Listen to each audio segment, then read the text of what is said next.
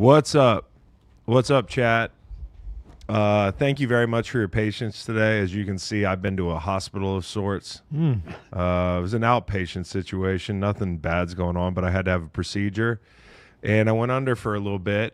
So when I came out, I was a little bit loopy, and we planned ahead, and that's why we moved the podcast. Otherwise, I would have done this as usual at 11:30 p.m. So I hate to make y'all wait all day. AM. Or AM, sorry. See what I mean? Mm-hmm. You know, so anything I say today really can't be held against me. Are you still a little loopy? That'd be fun. No, I'm not that loopy. I'm ready to get this show on the road. You did post a Instagram video. I was a little loopy at that point. I think Meg walked in the car and you gave her about a 10-second stare. Yeah. That was my favorite part of the video. Yeah. She brought me Zen. Zen Angel. She drove me to my appointment, took me to the Shell station after, got me some Zen.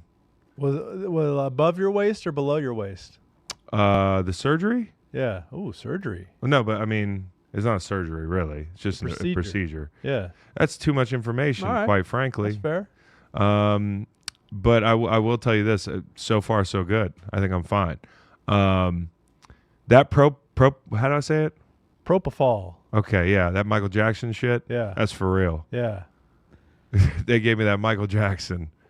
I never questioned whether it was real or not, given the Michael Jackson.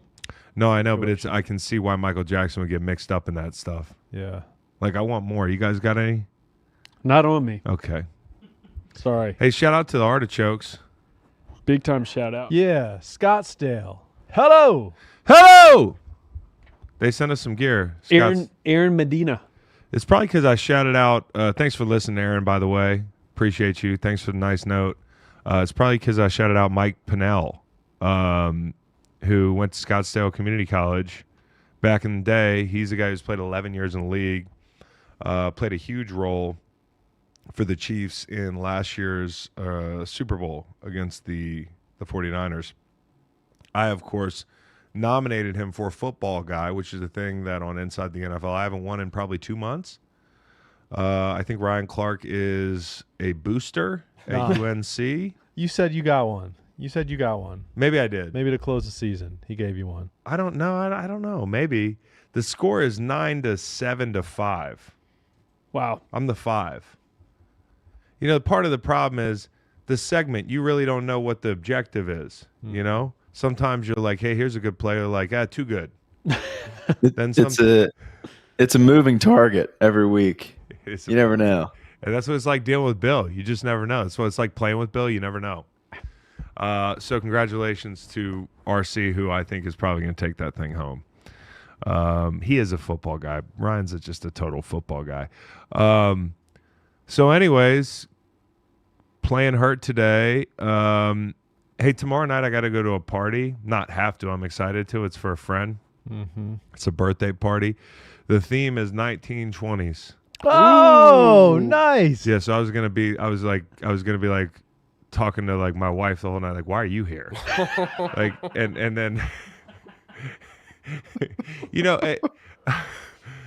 I could keep going, but I'm not going to. Another thing is like, You gonna be smelly? well, yeah, that's the thing. Like, everybody's like, look at my cool fucking, you know, my suspenders and my fucking cool hat that I had to go out of my way to go buy. Like, I don't have any time for that shit. You know what I'm gonna do?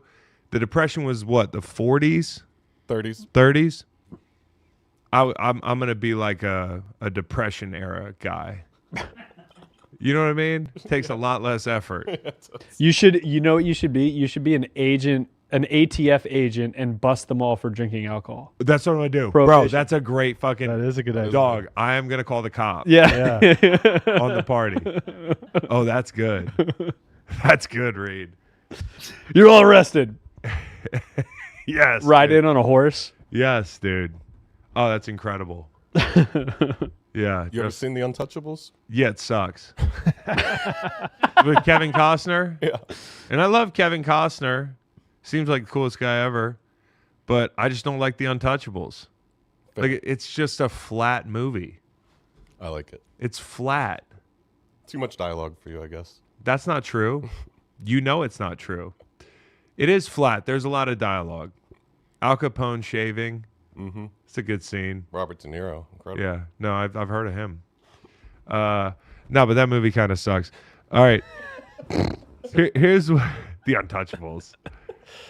Nate's in the chat. He says that you look like Marshall Mathers right now. I do? Yep. That's racist. Like, couldn't be more different. You know what I mean? Well, Other than our white skin. mhm. Nate, thanks for being in the chat. Wish you were here at the show. But because I moved the schedule, the only guy that was able to hang in there was Macon. So thank you for staying till 3. He might have to leave a little early today. You're welcome, and that's right. Yeah. Yeah. All right. You're So where do we start? Only 2 games to choose from. Go the early one. You want to go the early one? Eagles commies. I'm going. Woo! You guys should set up like a little bingo for me or something. Oh, we should. Yeah. Which Yeah. would include like getting a picture with like Bradley Cooper. Because he was in the suites like a couple weeks ago. I just didn't get a chance to get over him, catch up, you know? And, there's probably going to be like Nick Foles is going to be the captain, Yep. honorary captain. So my dad's going to be working on the field. Ooh. So there's going to be a lot going on at that stadium, inside that stadium. What are you going to wear? Some muted green, some earth tones? Well, people got on me last week. Like a couple people were like, "Where's the Eagles gear?" I'm like, "Bro, I played for the fucking Eagles. Do I have to wear Eagles gear? Is that like a rule? Yeah, no, I'm with you. You know, like can I?" And I'm blend also the with fuck Bo. You know, there are 2 different ways to go it, in? Yeah, we're at 2 different stages of our lives. and not Bo wants unlike to attract as much attention as he can to himself, and I want to blend in. like your parade. You could do like an Eric Snow jersey. No, Oh, that would have been more appropriate last week probably. because of the snow. Yeah, I get it. I just think there shouldn't be a rule where you have to wear like something Eagles. Like if I want to put some green clothes on and blend in, you know, and wear warm clothes, I should be able to do that. I could wear like a Harold Carmichael over my. I do have a bag of Mitchell and Ness jerseys that are still sitting in my house from when we grabbed all those Mitchell and Ness jerseys for the parade. So I might do that. But if I don't wear Eagles gear, it's not a big deal. I think everybody's going to be fine. It's kind of like last week when a couple fans yelled at me from the stands for dapping up Dontavian Wicks, who I've known since he was like 17 years old. Mm-hmm. Like he plays for the Packers. They were like, "What are you doing?" I was like, "Bro, just a reminder here. Yeah. I'm a person." Okay. Yeah. Yeah. All right. So talking about the early game, I think I was pretty nervous about this game, like leading up to it. I think the recency bias of seeing Washington hang 45 on Detroit and, you know, the way the quarterbacks play. Because if you go down the list and you went position by position, I don't know how many positions you're going to find on a football field this weekend where you would draft a Commanders player over an Eagles player if it worked that way. You know what I mean? Probably 1. Just 1. Probably 2 because Frankie Louvu and Bobby Wagner are healthy. I really can't think of another position. Mm-hmm. Right down to the kicker, Yep. even with Jake Elliott's struggles. So, you know, and I might have missed somebody. And I don't mean to disrespect the Commanders. I think they're a very good football team. I think they're a hot football team, most importantly, right? Like, not in the way that you would think, but like, No, I gotcha. like they're streaky. They've Something won intangible about this. Yeah, this dude, club. and you know they always say in the NFL like it's not who you play, it's when you play them. And you know, like if you're the Eagles, your quarterback's limping into this game. The passing game hasn't gotten going. You had to gut it out last week. You really had to gut it out against the Packers, even with that gift that was given to you. It kind of is a tough time to play the Commanders. But at the same time, I went back and looked at the second matchup. And it's not like I didn't see it the first time. You know, we just watched 100 games since then. I think the Eagles defense should feel pretty good about this matchup. Now, there are a couple caveats before everybody goes, hold on a minute, player. Number 1, Nakobe Dean being out of this game matters. We saw it in the run game last week against the Rams, and I think we'll see it this week as well. I think Cliff's going to find ways to isolate him. You know, you talk about Nolan made a good point. With Zach Bond out of the core, if you get like a 3 receiver set, and Zach's got to pop out there, and you have Oren Burke sitting there alone behind a very good defensive line, but a defensive line that, quite frankly, is going to be outnumbered in some situations. That worries me in the run game. It also worries me in the pass game as well, when you have receivers that can catch the ball to the backfield.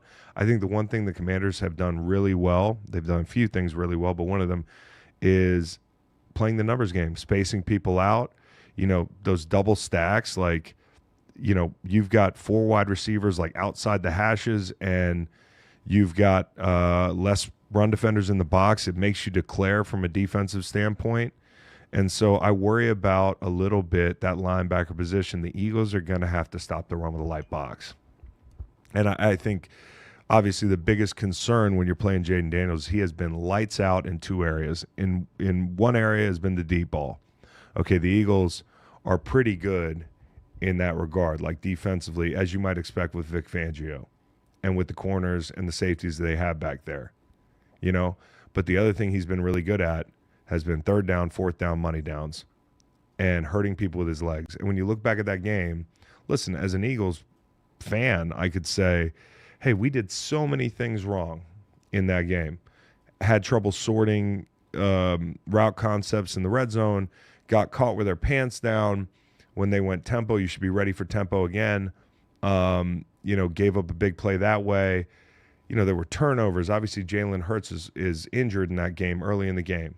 But I think the biggest back-breaking plays were with Jayden Daniels' legs. And, you think about like the 4th down, the 3rd downs, him dropping some of the best players on the teams in the open field. Like, these issues, you can prepare for these things, but this guy is an X factor with his legs. And you saw him close the Tampa game out, rolling right. You saw them run a similar concept against Detroit. Like, if you're a left end playing against Jayden Daniels of the Commanders, that's hell in money downs, because you got a lot going on in your head, and you got to be sharp. Those left edge defenders have to be really sharp, and obviously you don't want to let him out of the pocket and that sort of thing, but he's not a guy who looks to just escape the pocket. Part of his excellence to me has been patience and knowing when to tuck and run. So the rush lanes have to be really good. Now, when the Commanders have the ball, they had a hard time. I know they had 100 yards rushing, right? And when you looked at things as smoke clears, it felt like they ran the ball. But they really didn't run it with authority. And I think they're going to have a hard time doing that. But as I said, you can manipulate space with the Eagles right now being down a backer. Cosme being down matters a great deal. Like, that could swing the whole game. And I think we'll find out early. Jalen Carter is, in my opinion, let me run through it in my head, the best defensive lineman on the field on either team. And there's some damn good ones. And for the people that doubted him earlier this year, I told you so. For the people that questioned, I told you so last year, because somebody told me so. The first day of training camp, I'm asking guys on the team who's impressed you. They said Jalen Carter might be the best player on the defense. He was a rookie. So now he's the best defensive lineman on the field, and you got to block him and Sam Cosme, who's down this week with an ACL. His backup is going to get a ton of slide. Now, the guy that's penciling in for him, I can't remember his name right now, Nolan, but he's played in a bunch of games this year, 9 games. Yep, Trent Scott. Trent is the Scott. right guard. That's right. He's been throughout his career kind of a spot starter. 9 starts, the most starts he's had in a season. Nine starts in a season. That's the most he's had in one single season. So the guy's Yep. So the guy is a guy who's had some mileage. Like, he's not going to piss down his leg in this situation. They're going to give him slide help. But really, I think an unsung hero of the game might end up being like Milton Williams. Like, he's going to get a lot of one-on-ones, and he's going to win them. He was winning them in the second matchup. And whether it's, Ajomo or, Milton, I think one of those guys might end up being the hero of the game. But Jalen Carter is going to be a force. And being down Cosme really hurts. So the other thing is this. And we're going to talk about officiating a little bit today, because in these games it really matters, right? What crew you draw and that sort of thing. I'm going to tell you who the Eagles drew in this game is Sean Hockley. His crew has one of the highest rates of calling holding in the NFL this season. But I think that actually works in the Eagles' favor. If you think about it, they have a very good front. They're not going to be in situations where they're grabbing guys or, suplexing defensive linemen. I think that the onus is on the Commanders to play clean in that respect. And if you look at the two games, I believe, Nolan, I had you look this up, but the two games that Sean Hockley's crew officiated a Commanders game this year, they were called for like half the holding penalties that they were called for in the entire season. Yeah, and were they the Eagles games? No, they were. It was week 15 and week 17. I believe it was Saints and Falcons. But yeah, 21 holding calls for the Commies across the whole regular season. 10 of them came in those two games. Wow. Yeah, so for a team that I watched against Atlanta play most of the game, behind the sticks, 1st and 20s, that sort of thing, you can overcome that against Atlanta. You can't overcome that against the Philadelphia Eagles. So, this defense, what they put on tape through 2 weeks, they have a chance. If they win this game, they're going to be a game away from being talked about as one of the most impactful defenses in NFL history. I'll say that. Like, I'm not talking about like over a 5-year span. I'm talking about in a 1-year season. Like, obviously the arrival of Saquon Barkley has been huge, but this defense has won them games and it has allowed them to not lead with weaknesses. Like by that, I mean the passing game. The passing game has not been a strength. I think they can turn it on. I think it can go.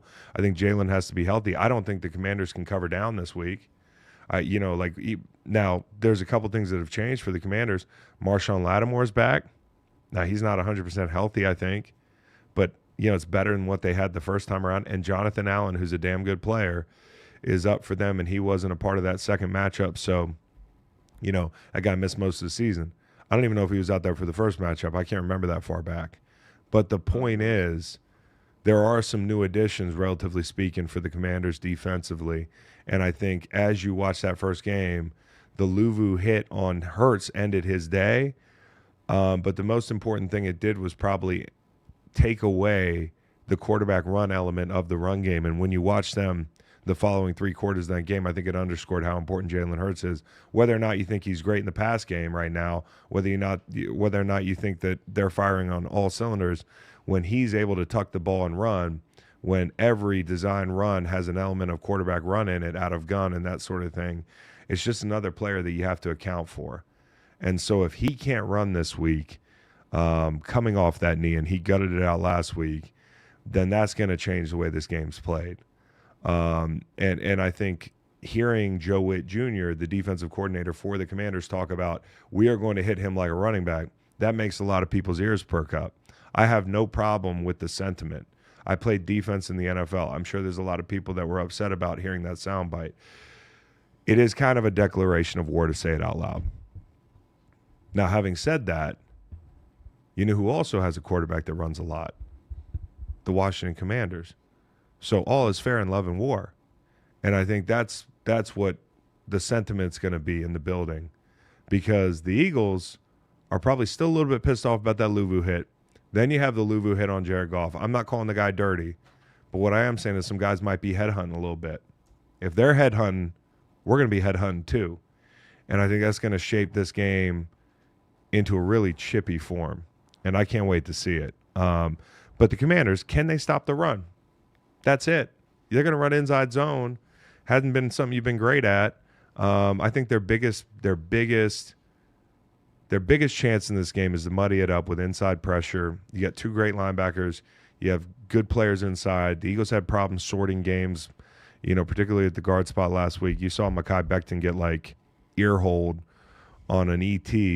Didn't see it coming. Like, you can get these guys in the middle, and they have enough beef, so to speak. It's not like playing the Rams where these guys are kind of like young rookies and they're undersized. These guys are big. So I think it's going to be very interesting to see. But it all comes down to, can you stop the run? Can I talk to you about turnovers? Let's talk about it. Commies forced 17 in 17 regular season games and then 5 last week against Detroit. Can turnovers be a momentum deal, or do you think that's just a regression to the mean? It was a one-off. It's funny when guys struggled to get to the quarterback, and sometimes, we'd sit in a meeting room and an older vet would say something like, hey, sacks come in bunches. Well, I think it is the same thing with turnovers. I think turnovers give teams confidence. I think, a unit that's hunting turnovers off a drought makes bad decisions too. I think more than anything, like being on a team that's forcing turnovers gets the coaches out of your ear all week doing stupid shit and just repeating the same mantras. Just take the ball away, take the ball away. It's like saying throw strikes, and eventually I think guys can do things that are out of character when they're in a slump. So what it allows you to do is go out and play free. And, we talked about this with the Commanders. They've won a lot of close games this year.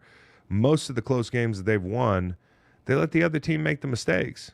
And guess what? The name of the game in the playoffs is doing just that. And so I don't necessarily believe the Eagles are going to make mistakes.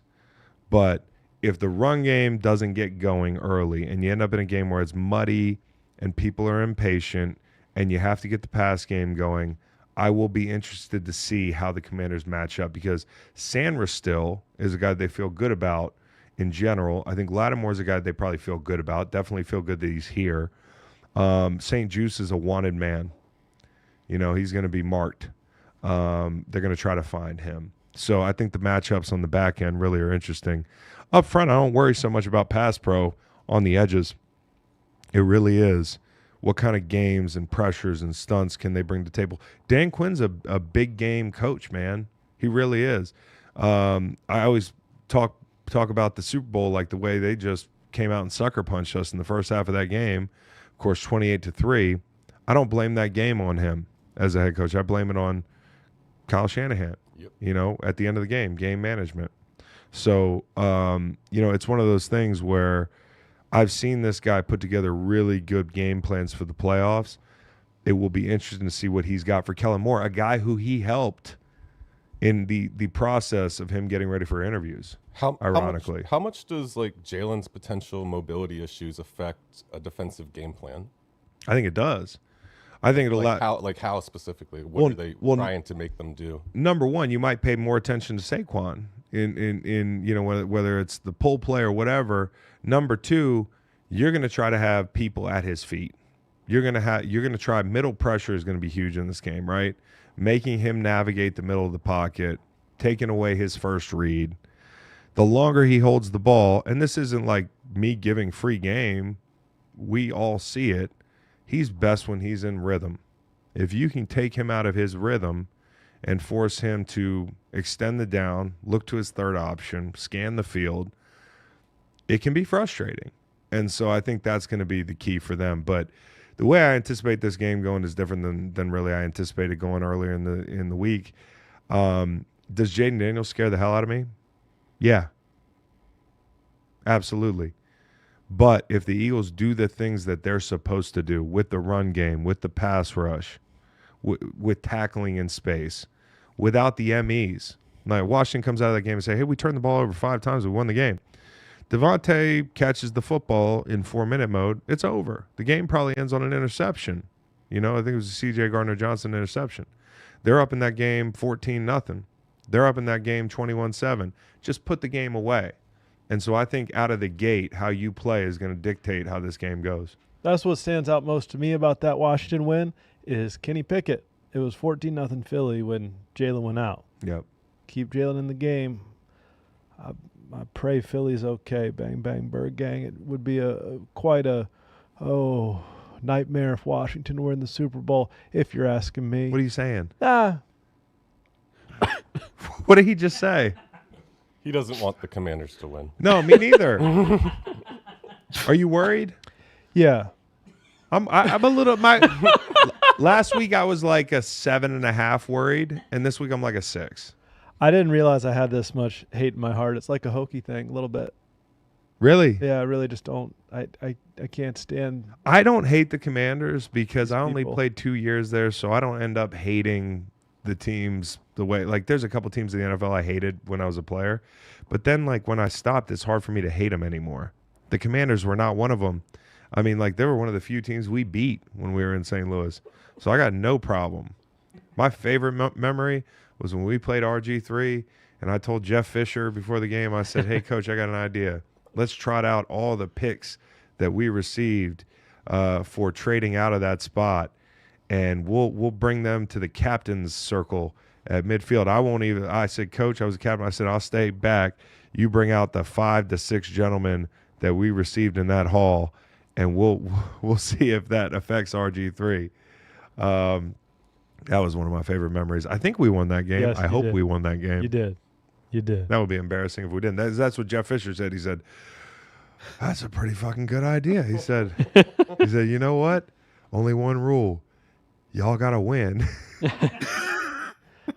Commies will be the 8th team since 2000 to enter a playoff game, having it be their 4th straight road game. Previous 7 are 0-7 straight up. Yeah. Can take a toll. It can take a toll, man. Like, listen, it's one of those things where his rookie year has been such an outlier that it's hard to go back to like past performances and compare it to something. They just have so much belief. They have a lot of Wayne And he's Gretzky. so good. They have a lot of belief. I know some people are going to be like, pump the brakes there. But I think what's unique about the Commanders team is they have some veterans, right? Honestly, it reminds me a little bit of the Eagles team from 17. Mm-hmm. Our defense was better for sure. Yeah. But we didn't have like one lead dog up front on the D-line. Okay, that's one thing. A quarterback that people didn't expect to be here. Guys that had been really good that people thought might be washed. Bobby Wagner, right? Wagner. Wagner, Lou Vu, who nobody thought was washed, Zach Ertz, a sprinkling of key veteran Eckler. signings. Yeah, Eckler, the whole thing. And then a lot of young guys that don't know any better. I think that's where it gets scary is like young guys don't know any better. You can tell them you're not supposed to win this game. The 0-7, the last 7 road teams, and is that the 4 straight road games. 4 straight road games. Young guys are going to be like, oh, who gives a fuck? Like, so there is, and the other thing is like their win total, I think was 20.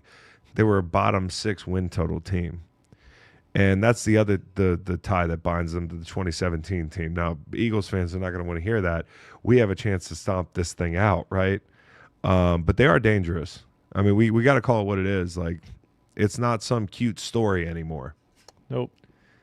It's not some cute story. But the one thing the Eagles have, and I'll talk to you like from a player perspective, is, well, they have a lot. I just mentioned it, 21 out of 22 starters. But the other thing they have is this. When you lose a game like that, you really want to beat that fucking team. Good. You talk about it for a couple months. Now, you don't talk about it all week. But as the 2 trains come down the track and they're getting ready to collide, there's some chatter. And there's some like, we're going to get these motherfuckers again. I hope we get these motherfuckers again. We're not going to let them off the hook. We're not going to have these MEs. We're not going to have these turnovers. We're not going to. Oh, and then Joe Witt has something to say about Jalen. He drew first blood. Yeah. You know, it's that sort of thing. And so, like, it just feels like a game where you could make a case for the Commanders' mentality being the better one, or you can make a case for the Eagles' mentality being it's nothing to lose versus I want to strangle these motherfuckers because of what they did to us in that game. I know you're a million games over 500 in our gambling show. Did you look at lines when you were a player? No, not until late in my career when we were in the playoffs and, you know, I was really trying to understand, like, do people think we're going to win or not? Like, I didn't look. Like, it wasn't I'd ask somebody. I'd be like, hey, by the way, are we favored? Nah. Because I thought this would open like maybe 3.5. It opened 4.5. Now it's 6. My guess was 4.5. And is that it's I don't think it means anything. if anything, it's Washington. It's nobody believes that we can win this game. Yeah. And so we'll see, man. Like, you know, this is a pretty unpredictable spot. I think the one thing you can predict is the Eagles have a physicality advantage. They have a position player advantage. They're at home. They should be pissed off. But all bets are off if the other guy plays otherworldly. And guess what? He didn't play his best game in that second game. There were some balls he sailed. There were some decisions he wants back. So this is going to be a lot of fun, and I'm looking forward to being there in person and hopefully not puking on my shoes at the end of the game. Macon brought this up last week that Jayden Daniels will be the 6th. Now it will be, I think, when you said it could be. But the 6th rookie quarterback to play in a conference championship game, start in a conference championship game. The previous 0-5. 0-5, but also they all had scoring defenses of third in the NFL or better. Jayden Daniels is 18th.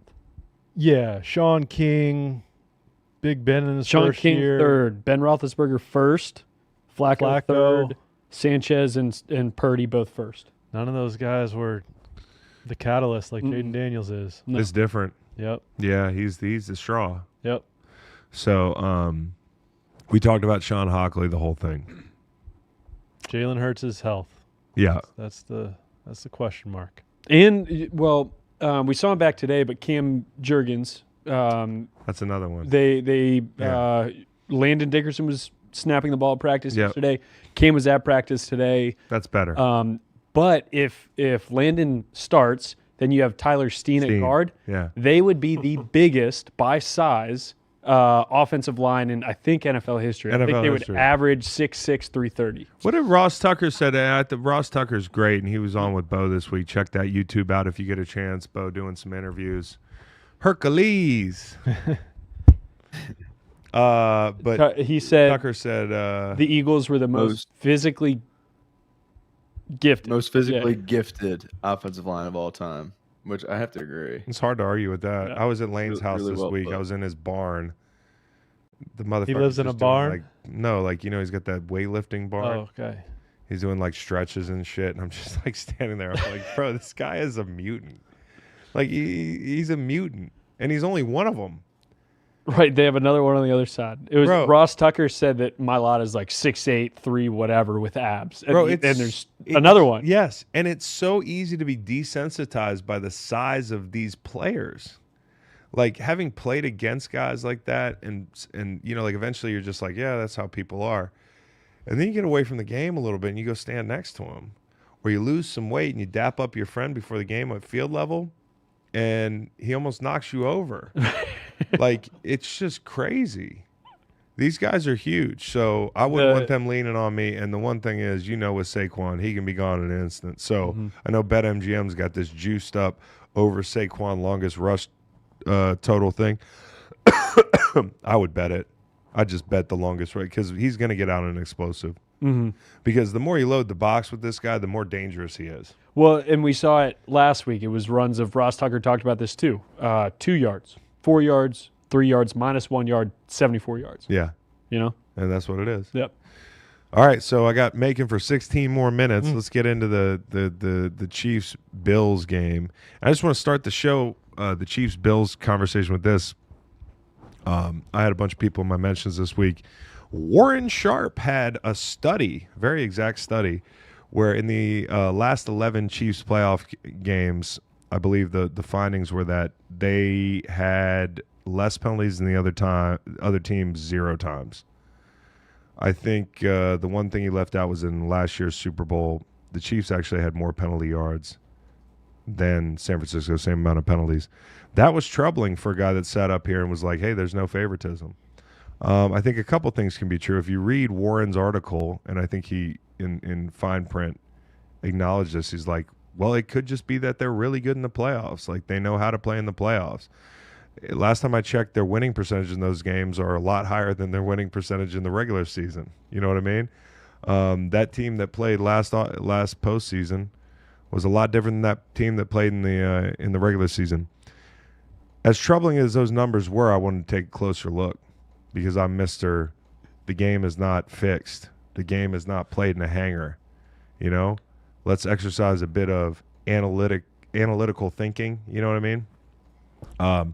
So I went back and watched every single penalty awarded or called against Chiefs opponents in the last 2 Super Bowl runs.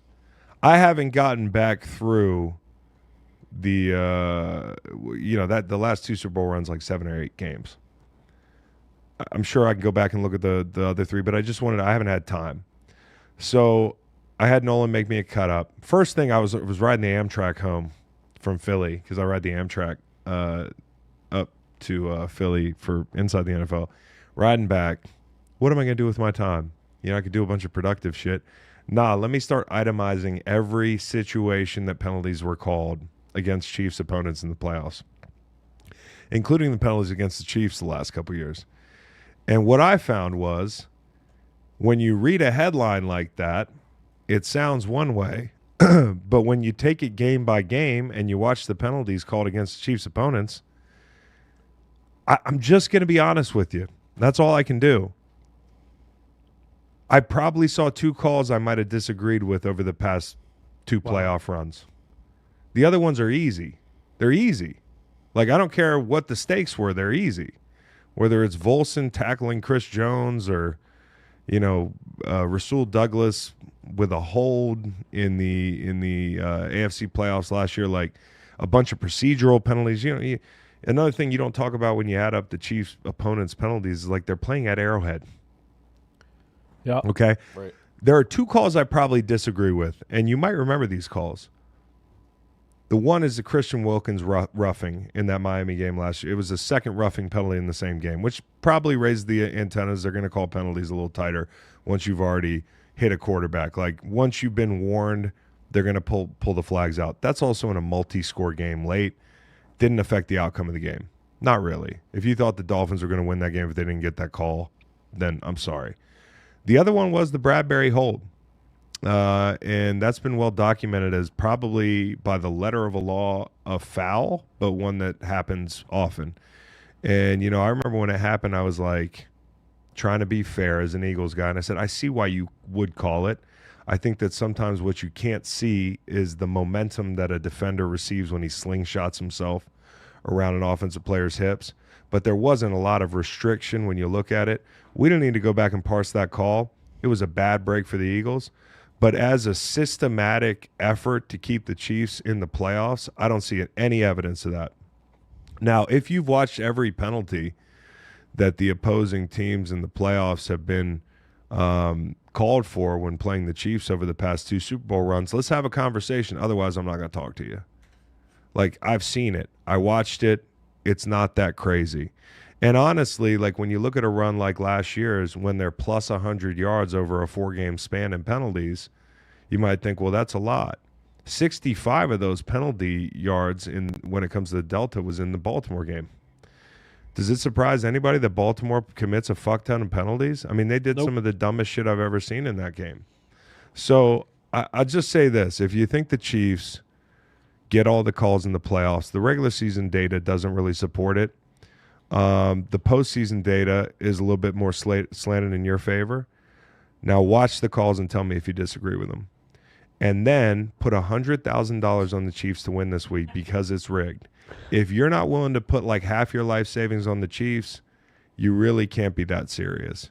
Now, another thing I did is I went back and I said, let me just pick one game or one team because they've had a monopoly on this thing. I want to see, are there other teams that have been in the playoffs a lot who are well coached, who don't get called for a lot of penalties relative to their opponents in the playoffs? And so I picked the Rams. Now, the Rams have been in a lot of playoff games lately, including one Super Bowl run. And I've got some very, very neurotic notes here somewhere. But they amount to this. You got to go back like 10 games to find a game where the opponent had less penalties or more penalties than the Rams did in the playoffs. You got to go back 9 games. Well, seriously, go do it. In 8 or 9 straight games, you can't find an example of the Rams having more penalties than their opponents. So the point is, it ain't the only time a team's ever gone on a run where they've kept it clean.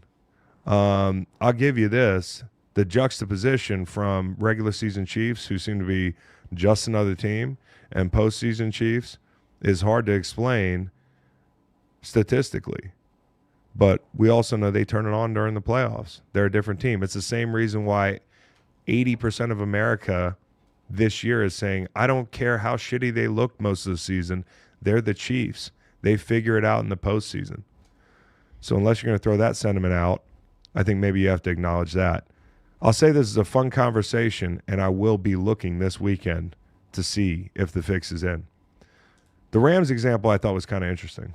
And yet, because of the conversation this week, would you not take the under on 0.5 roughing the passer penalties called on Patrick Mahomes' opponents? You know what's interesting?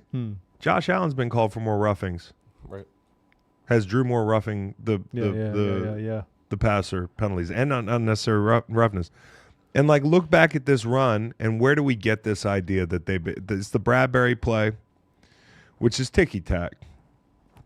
But to me, one ticky-tack call in a key situation over a 6-year. And the other thing Warren Sharp did is he cut out 2018, 2019, 2020, where there were games like where Cleveland had half the penalties Kansas City had. There were a bunch of games where Kansas City, a couple games, where Kansas City had a ton of penalties. They had more penalties than Tennessee in their playoff matchup. They had more penalties than Cleveland. They had more penalties in the 2020-2021 run. They actually had a minus 105 yardage differential, unless my math is fucked up. That was the Super Bowl run that ultimately ended in defeat because Tom Brady was on the other side. Now, maybe it was fixed for Tom Brady at that point. I don't know when they get together and say, hey, at this point, we're going to pass the torch.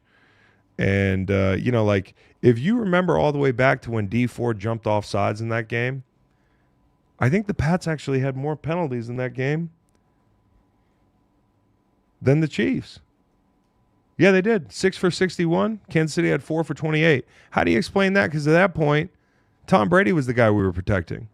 So the point I'm making is just shut up and watch the game. That's right. And if you see a call you disagree with, make your case.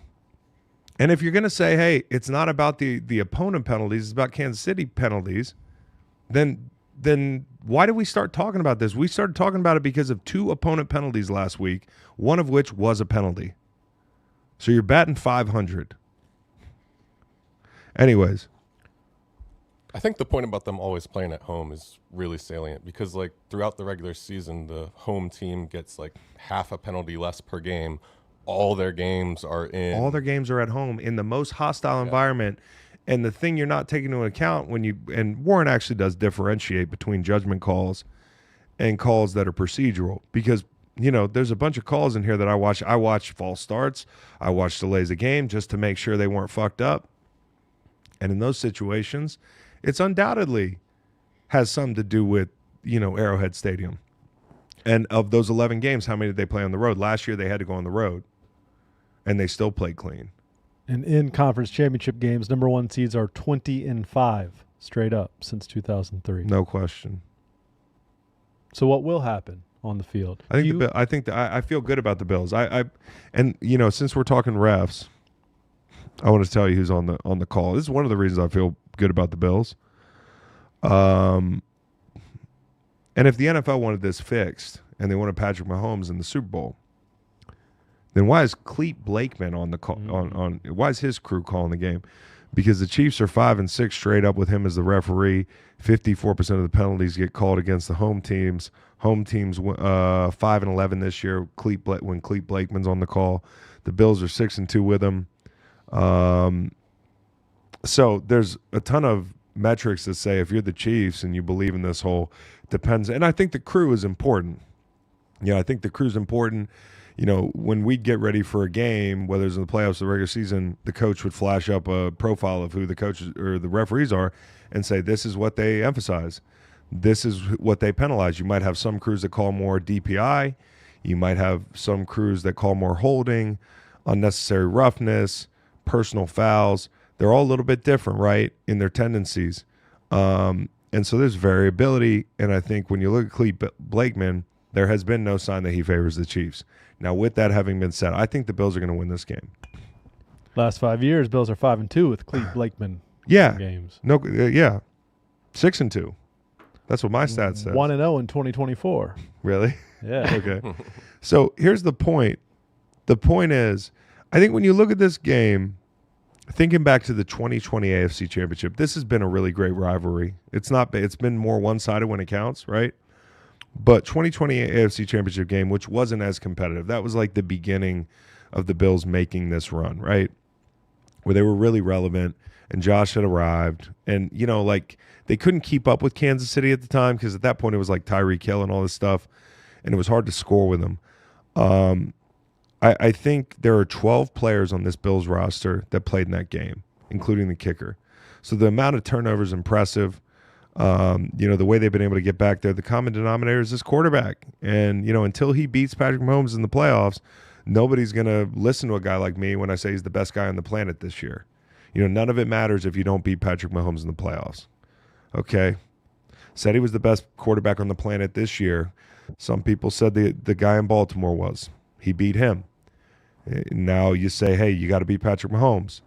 This is your chance. And, I think if you look at it from a standpoint of feeling like it's a really lopsided matchup, we're going to do some what ifs.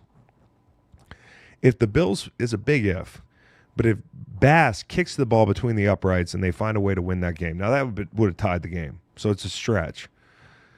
But over the past 4 games, the Bills are 3-1. Like, we could be talking about the Bills winning 4 of the last 4. And I know some of those are regular season matchups, but let's not act like the Chiefs have just dominated the Bills. And I don't mean any disrespect to the Chiefs. I was the leader of the bandwagon last year in the playoffs because that defense was special. And, for all the reasons I mentioned, the Chiefs know how to turn it on in the playoffs. But I just feel like this matchup has slanted slightly every year, a little bit more increasingly, towards the Bills. And when you look at the losses, they're not really on Josh. Patrick had the ball last in that classic. And his kicker and Stephon Diggs kind of fucked it up last year. Just being honest, this is going to be a hell of a ball game. And, I feel good about the Bills, but here's my worry. My worry is Cole Bishop. Cole Bishop having to play in this game. Safety position has not been great for them anyways. Rapp is not one of the best safeties in the league, but somebody who's really important to them. And I think when the Chiefs have the ball, how you handle Kelsey is going to be important. But they're going to use him as a decoy to take shots too. If these safeties are not on the same page, and that's Bishop and Hamlin. Now, they played a lot last week together, right? He played a lot of the game. Bishop's had 350-plus snaps of defense this year. That's a big deal, and I know you're about to leave. So au revoir whenever you do. And by the way, we gave out our picks earlier for people that have not seen the gambling show, which nobody has. It comes out tomorrow. Who'd you take? I took the Chiefs because the Chiefs are playing a conference title game at Arrowhead. And that's it. And I don't blame you. And I don't blame people for calling me crazy or people that pick the Bills crazy. But when you really look at the past few years, it's razor thin. And yeah, if the game comes down to a kick, I do trust the Chiefs. And it comes down to the defense, I do trust the Chiefs. But I think it might come down to the quarterback. And the Kansas City quarterback threw it to the other team twice in the regular season matchup. Yep. 9-point game. And one of them, he threw it to the other team because he's looking at Kelsey, and they're jumping Kelsey, and the rush gets there as he goes to a second read, and the ball sails. And so, that's the game within the game for me is, are you taking away Kelsey? If you're taking away Kelsey, are you strong on the back end? And I'm talking about behind you because they do as good a job as anybody. Even when Kelsey doesn't get the ball, Kelsey opens up things for everybody else. And so the run game is going to be key. You got to watch for gap scheme runs. You got to slow this front down. The front was on fire last week. Everybody was downhill. Everybody was attacking. The one way to slow down an attacking front, gap scheme run. And by gap scheme I mean pullers, the whole 9 yards, and that's what you're going to see. And so you got to watch for the gap scheme. You got to watch for the screen game. You got to tackle in space.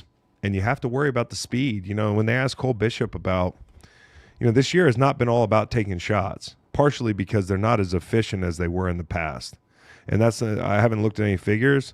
I just feel that way watching the Chiefs, whether it's on Patrick's end or the receiver's end. They just have not been as efficient taking those shots.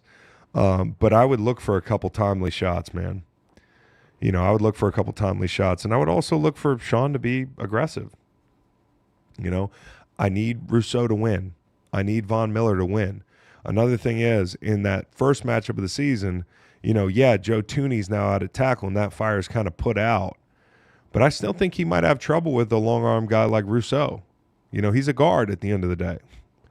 And I think now when you take him out of the core, it does affect the way Kansas City is able to run the football, which was an advantage, and it also creates kind of a marked man situation with Caliendo, their new Paisan guard. So that's a situation where Sean McDermott's definitely looking at that and saying we have to design pressures to attack him. So I think the chess match is going to be fun between Reed and McDermott. See you later, mate. The other Chris, your feeling about the Chiefs' offense not being as productive in the deep passing game this season is backed up by the numbers. Across the regular season, they rank 31st in the league in completions of 20-plus yards. Yeah. Ahead of you could probably guess who was last, based in Miami. I don't want to say it.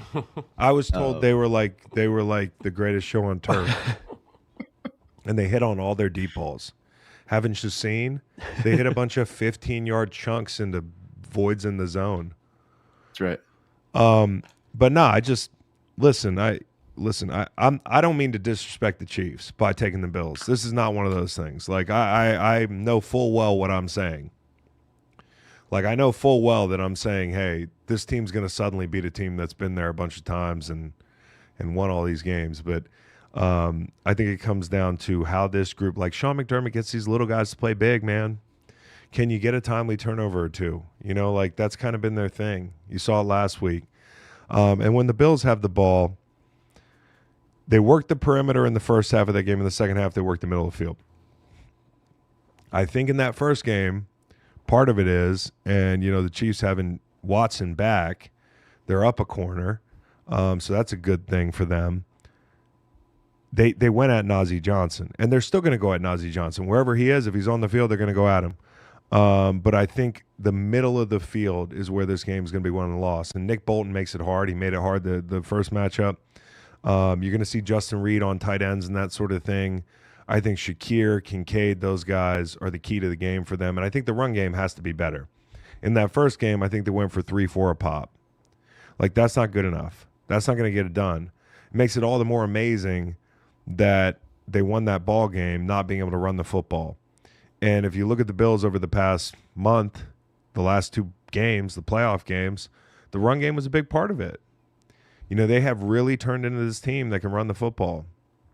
And I think it's when you think about, like, you know how high school football is so different? Every team's so different. It gets a little bit more homogenized in the NFL. Like, you could play a triple option team. You could play a power team. You could play a team that, like, spreads it out. And, you know, you'd hear about this team because, you know, you don't have as much footage. You're not watching them on TV. If they were talking about this Bills game, like 2 counties over, they'd be like, man, they have this fucking horse of a quarterback. You should see him. He is unbelievable. Every money down, you have to account for him. I mean, he's the size of our defensive ends. And they run the ball, too. Like, they don't really have a star receiver. They throw the ball to the tight end. They'll throw the ball to the backs, which, by the way, is going to be a big part of this game plan as well. Mm-hmm. They if you heard about them at face value, they would sound like a power football team. They would sound like a power offense.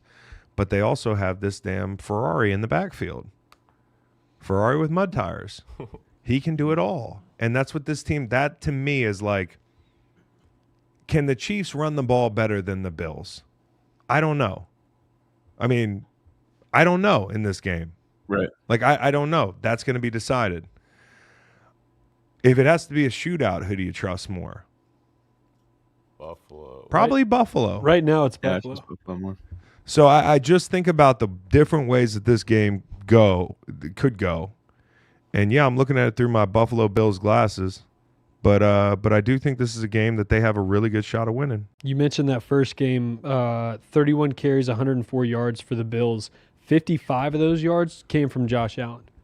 James And listen, Cook went 9 for 20. The back-breaking run at the end of the game. Yeah. That's what you have to worry about. And that's what this game comes down to is, like, Spags is going to have a couple great pressures saved up for this guy.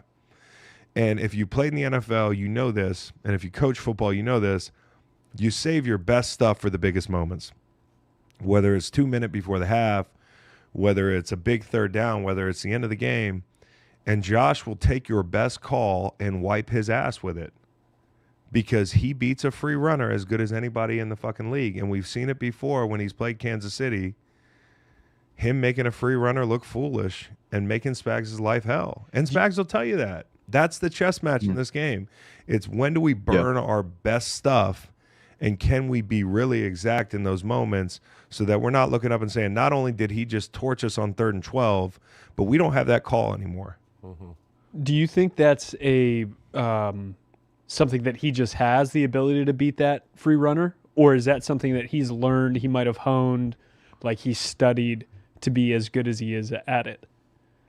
Man, I think it's both. I think the guy's a ball player. I think he's got great vision. Mahomes has amazing vision. There's nobody that has better vision than Mahomes when he's looking down the field. Like I've heard Andy Reid on our show talk about him seeing the field in it's what, 3 dimensions, 4 dimensions, whatever. Yeah. One more dimension than I'm fucking seeing. You know what I'm saying?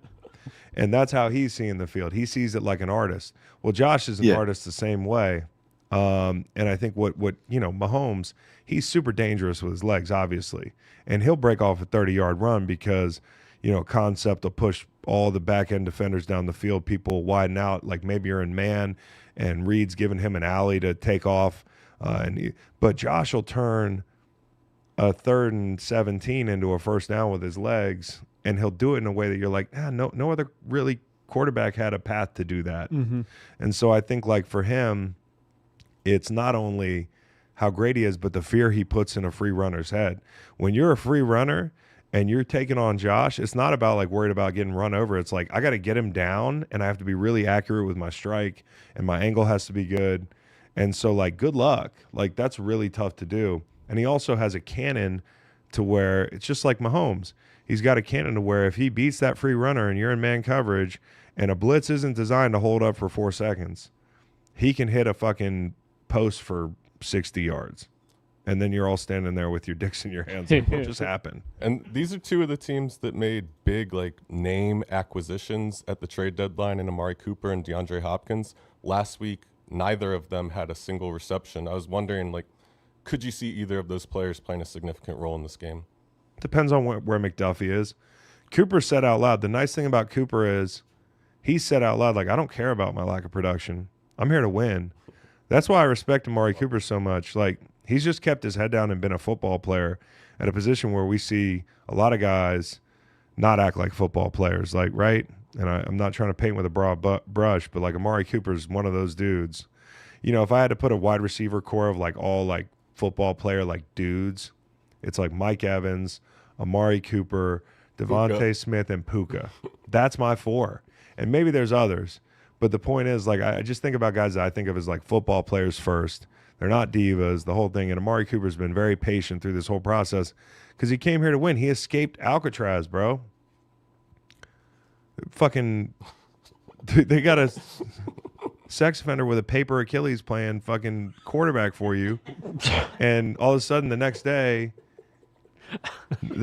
you wind up in Buffalo with, like, John Elway's roided son. He's like, it's unbelievable. Think about, like, waking up one day a Brown and then, like, going to Buffalo.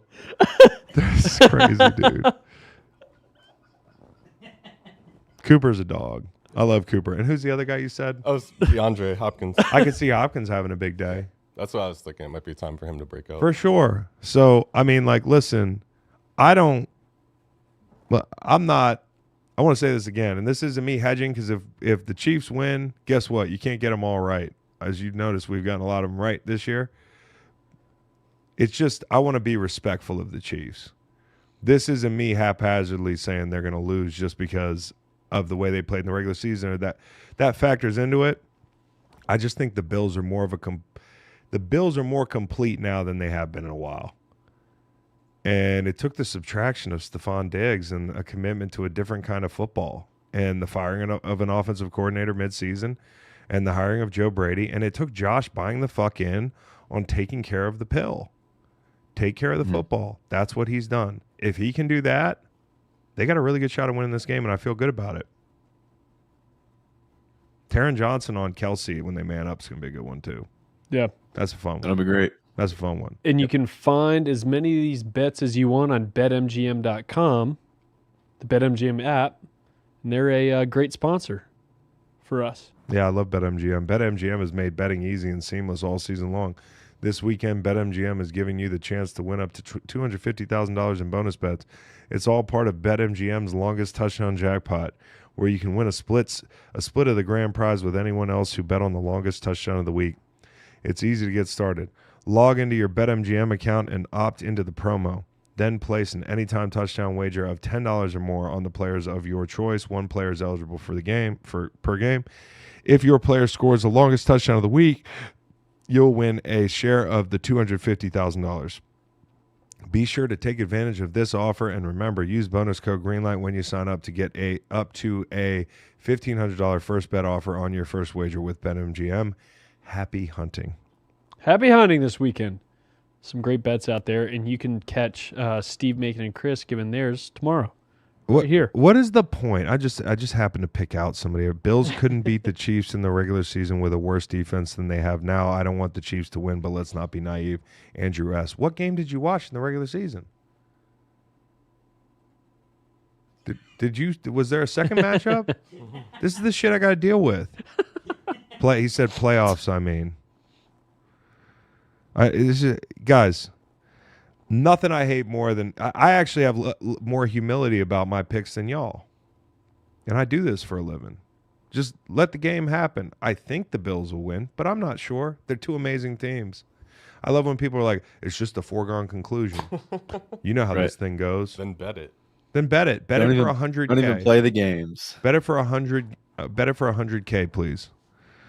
So, anyways, I know we're gonna start coaching talk now. I'm trying to make a poll in the chat that says which team of the 5 that selected new head coaches has the best hire so far this season, but they only give me 4 options.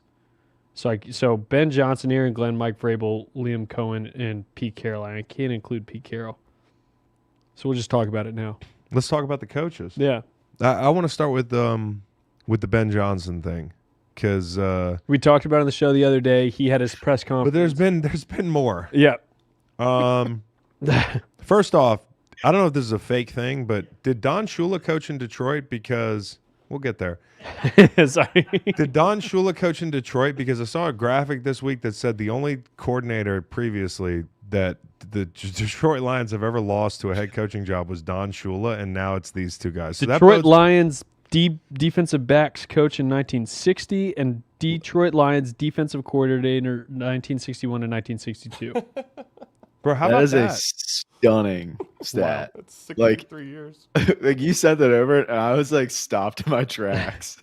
That's They crazy. had a single coach. To be around for Hard that for long, and I think it also speaks to Dan Campbell's excellence and Brad Holmes' excellence, man. Like, we should be, if you're a Detroit fan, you shouldn't be like, oh, man, have we hit our ceiling? Have we, like, you're building a program, you know? Now, if these guys go out and stink it up, like, oh, well, like, same thing happened to Belichick and his guys. But, like, it's a good sign when your coordinators are getting plucked, which is a totally unprecedented thing in Detroit.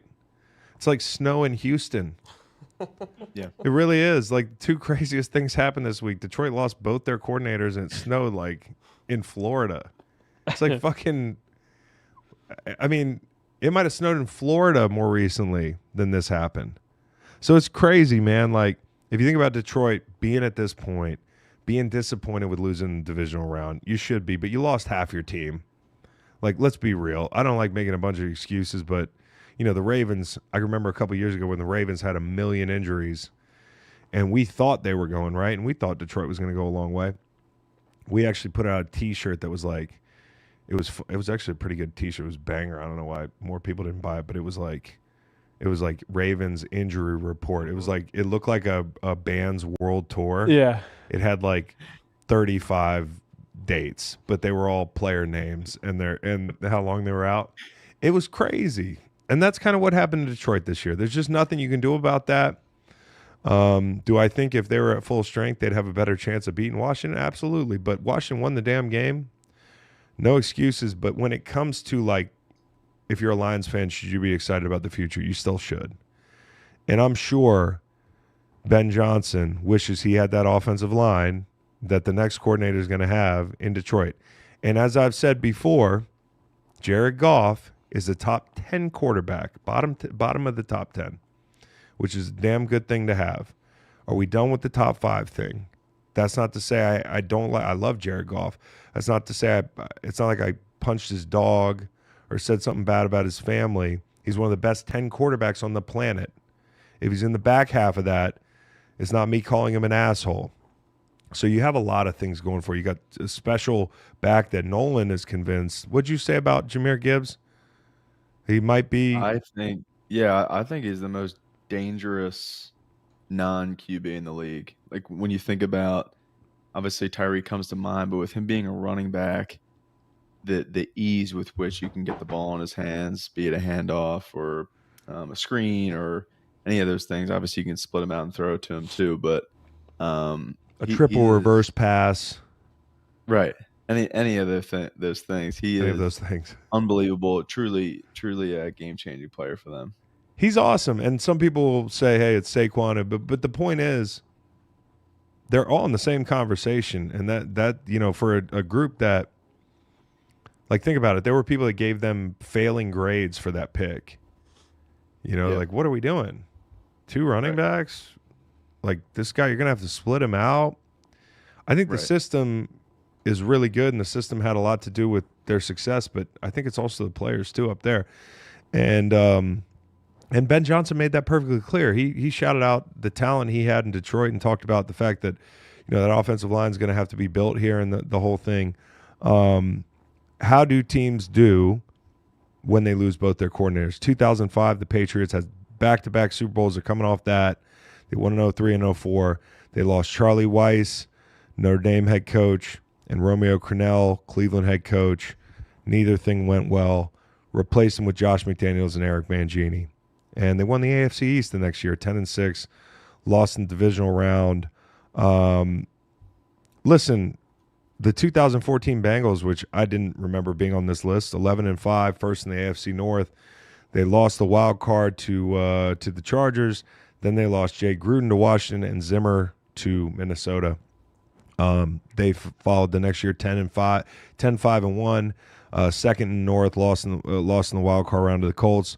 And then the 2023 Birds, and Eagles fans remember this well, 14-3, lost the Super Bowl. Steichen went to Indy and Gannon to Arizona.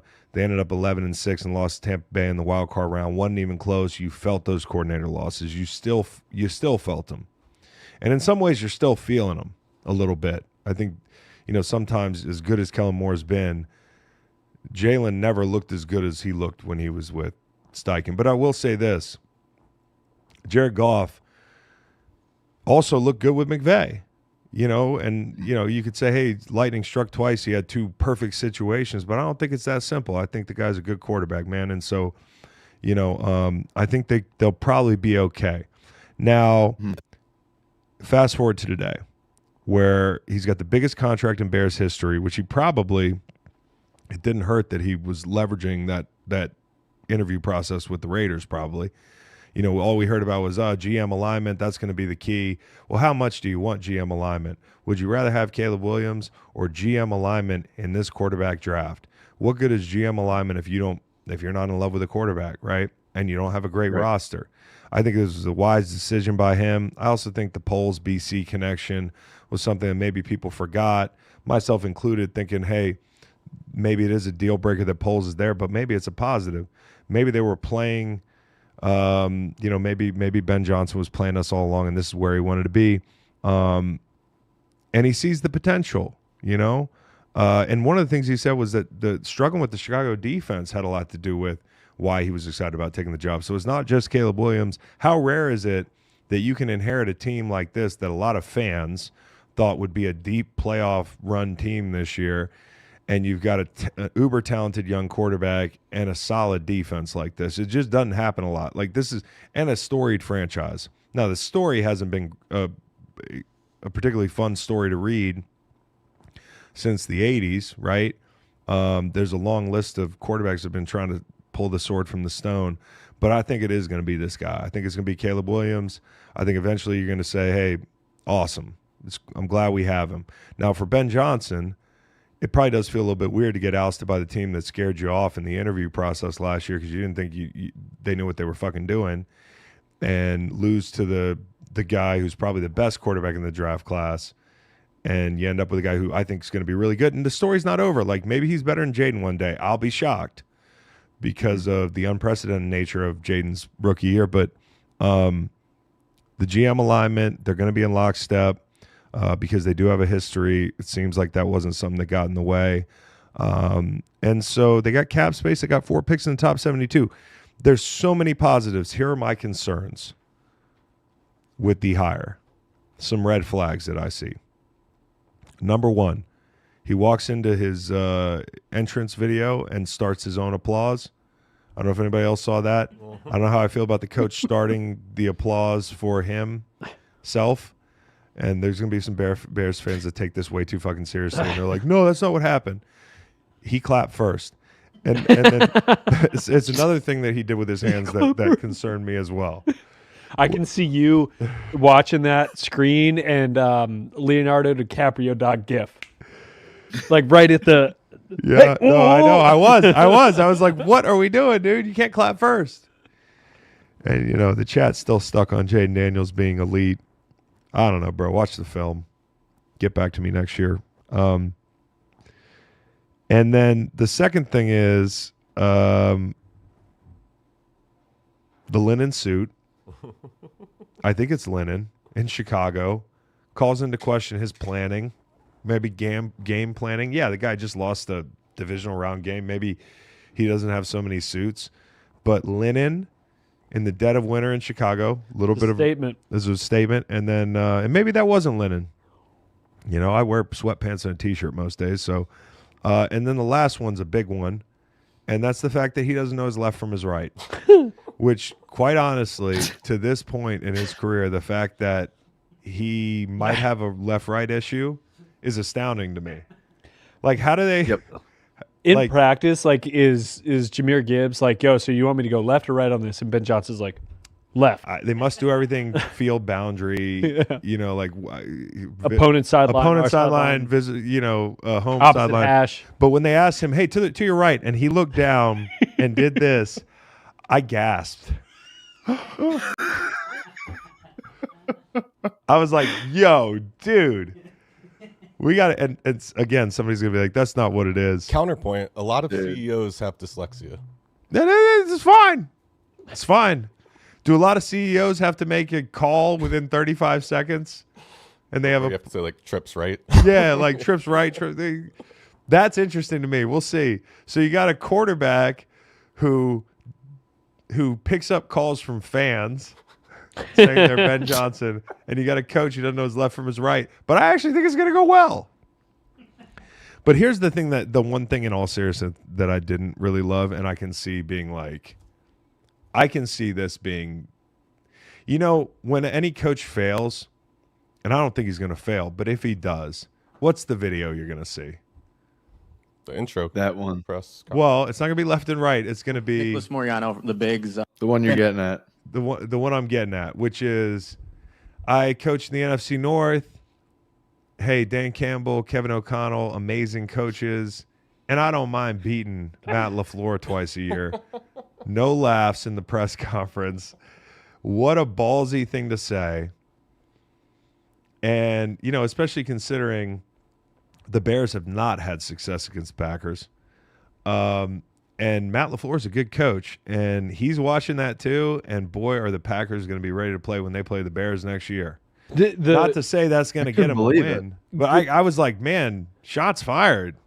Goodell has to make that the opening game, like one of them. Week 1, and they're going to be like, yeah, let's do a Bills-Eagles Super Bowl rematch, and they're gonna be like, no, we want Packers just to see because of that fucking soundbite. It's crazy. The Peter Schrager is obviously pretty plugged in. He said after the fact that there's not really a pre-existing relationship there between those two. It's not like a buddy thing. Yeah. It wasn't anything like that. Like that was wild. Look, one of them's gonna when they do. They don't have a after- relationship supposedly. Yeah, after that game, whatever the score is, one of them's gonna do the Pete Carroll. What's your deal, man? To Harbaugh, Yeah. like likely LaFleur is. What's your Well, deal, man? and that's the next Oh. thing. We talk about rivalries. Let's talk about Pete Carroll, who just got hired in Vegas, which was like off the board for me. I didn't really think about that. And I love Pete Carroll, man. Like, shit, played against him in the NFC West for years, man. Years we went up there and lost and chewing the fuck out of his gum. I used to watch him over there. You want to talk about a team that got calls? You want to talk about a team that got calls? Show me one Fail Mary that the Chiefs have had. Show me, and talk about a team that got breaks. The fucking onside kick that the Packers dropped, like you name it. And they made their own luck on the goal line against the Pats, but it felt like a team in their division. I was like, man, they got a horseshoe so far up their ass. They're gonna have to put Pete Carroll under to get that horseshoe out.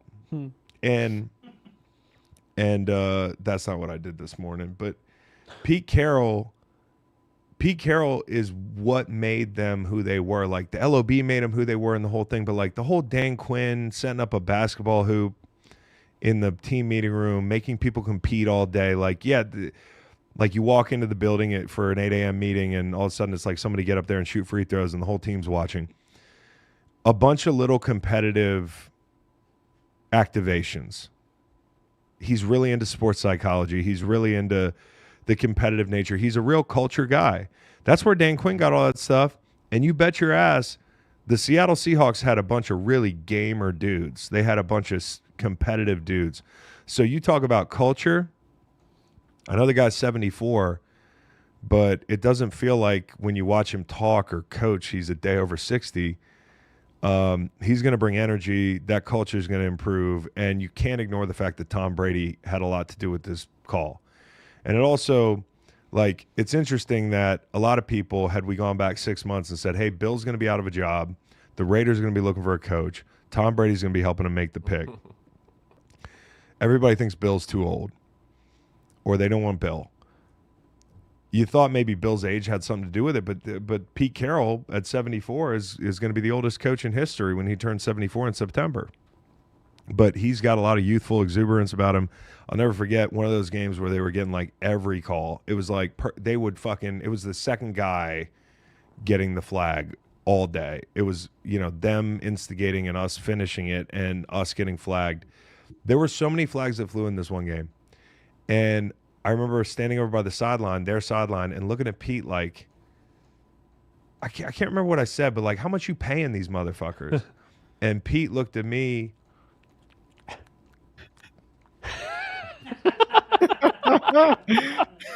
And it was he just had this like swagger about him that's undeniable. And I got a lot of I saw some in the chat here. I said I'm way behind, but Chris saying that 17 Eagles didn't have one premier D lineman is insane. I totally agree with you. Fletch was that guy. But the point is we didn't have a double-digit guy. We didn't have like an edge guy that was up for DPOY, or we had one dominant D tackle, no question. But the point is Pete Carroll he's still got some juice left in him. I believe it. And who they hire at coordinator is going to be important. Who they bring in as the quarterback is going to be important. But more than anything, this is a culture hire. And when I asked Bill who he thought Tom would hire, like, is it going to be a whiz? Is it going to be a culture guy? He was like, I think it's going to be a culture guy. And that's what this is. And it's a different kind of culture than you might expect. I think that's what's interesting. I think this is telling. Like, Brady probably thought it wasn't fun enough in New England, right? Like that's what led to the end, was like, it was just like the clash with the culture and Bill and that sort of thing. He opened up a lot when he was in Tampa, and you saw this different side of him where you're like, oh, the guy likes to have fun. And, it's not all football with him. But also when you heard about what it was like in Tampa, he thought it was a little loose down there. He felt like he had to be the head coach too. He had to be a second coach, and he had to get guys on his page. So New England maybe a little too stringent. Tampa, he wants to have fun, but it's not detailed enough. It feels like Carroll might be that happy medium where you are installing a culture guy. You're getting somebody who's very well respected, older, seen it all, done it all, knows the game situations, the whole thing. But he does have fun. He gets his guys to compete, and his guys have a competitive edge. So Spy Tech is the guy that Tom brought from Tampa Bay. Not even hiding it anymore. Spy Tech, who supposedly he has a really good relationship with, that kind of like blossomed when he was in Tampa. So This Honestly, kind of surprised it took this long for somebody to get a GM gig out of that Tampa front office. They've been doing a great job for a long time, man. Building consistent winning rosters. So I'm excited to see how he does there. this step in the Brady ownership revenge tour is wild because, I mean, you get Carroll, who he Yep. knocked off in a Super Bowl, Yep. but also he's doing it in the franchise that had the Tuck rule Yep. way back in the day. Yep. Next, like, is Kyle Shanahan going to get fired and he's going to hire him as his OC Yeah. next year? I don't know. You know, after That's- 28-3? Yeah. Well, there's a lot of that. I mean, you know, it's you never know who you're going to work with Yep. in the NFL. But Is Russell Wilson the next quarterback for the Raiders? I don't think so. I really don't know. I don't think the Pete and Russ thing was always like magic. You know, It like seemed like today a lot of people are making that connection immediately. it's a fun graphic. Yeah. But they're not like maybe not remembering about how that ended. They also might like somebody in the draft. Yep. I mean, chances are they like somebody in the draft. I mean, Tom probably, and you know, Tom. What's really interesting is going to be if they draft a quarterback. You know, Tom's going to have a lot of say in who it is. Like, I don't know that, but he brought the GM in, and he's counseled the hire. And you know, why wouldn't you ask Tom Brady who he thinks the best quarterback in the class is?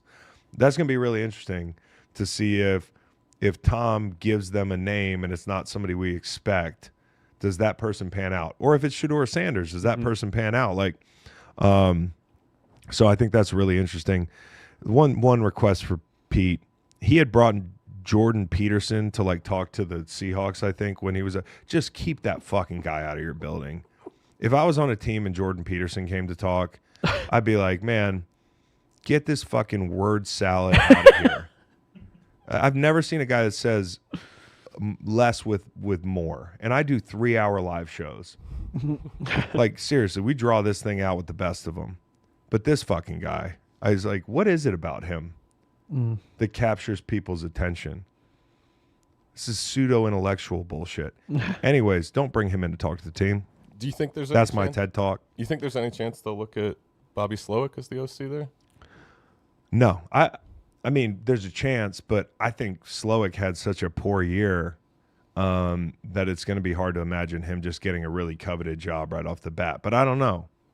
It is early. Bobby Slowick just got fired in Houston. I don't know what's going to happen to their offensive line coach, but I would imagine, you know, He was fired as well. The whole staff's probably heads are rolling. But, you know, and honestly, what that speaks to is, and I don't blame Houston. I said at times this year, they did everything in their power not to develop and to really stunt Stroud's growth. And that's not to say they did it on purpose. Nobody does it on purpose, but the window is open on a rookie quarterback deal with a guy that you think is, I think he's a top 10 quarterback. And so, you know, you have to chase results, and you can't be status quo. You can't be, I will try it again. You got to burn the ships.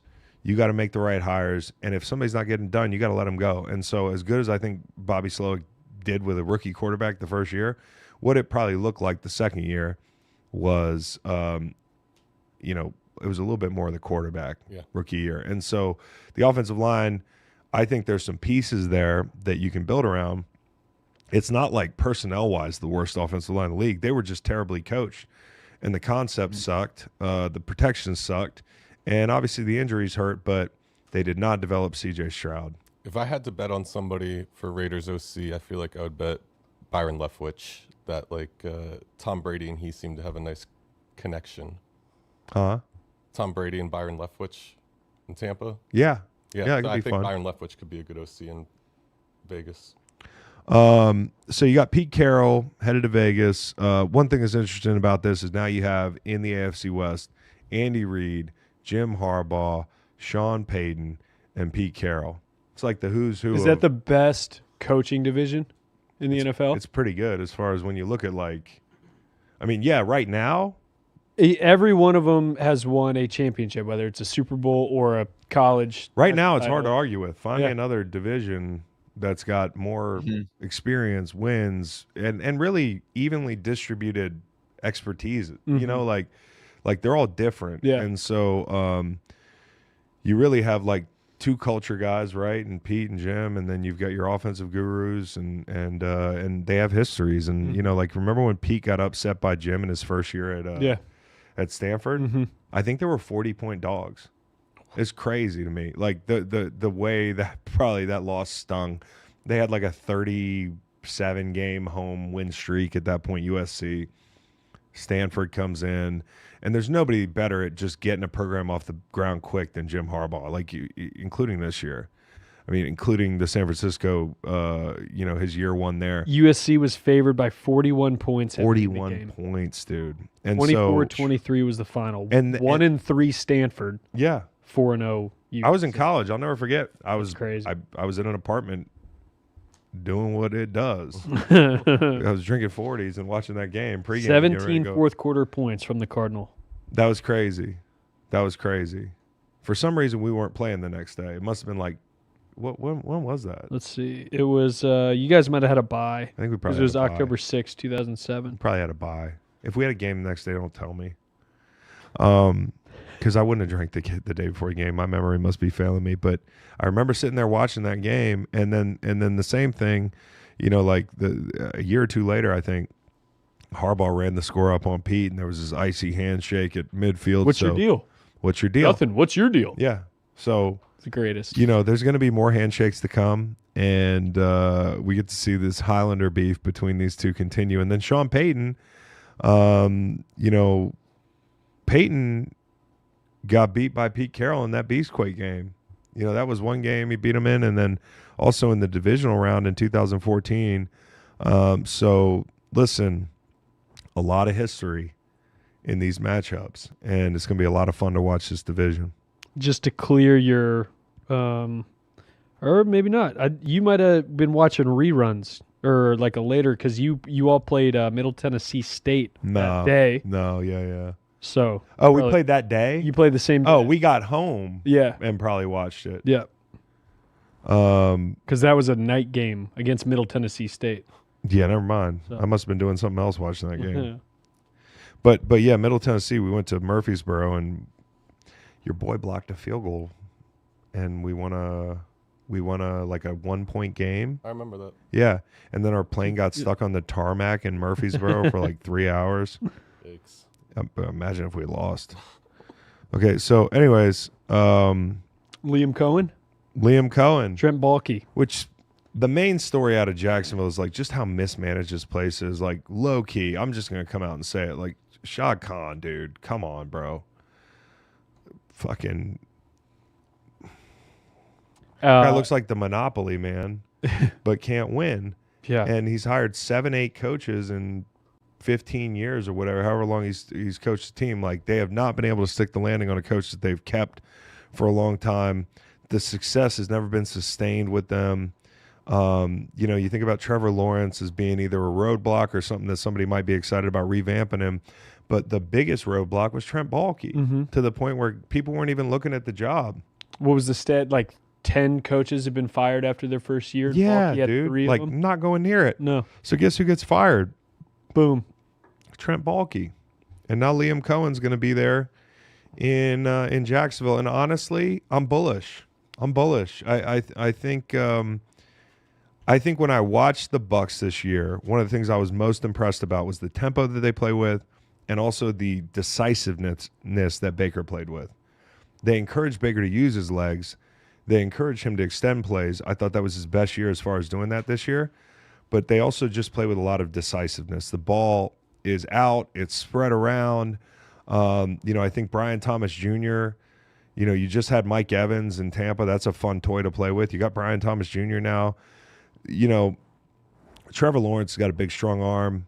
He's an athletic, tough dude. I'm not writing him off, but he hasn't done enough to this point for me to justify this being like something that you treat like, oh, I've inherited this great quarterback. You got to fix him.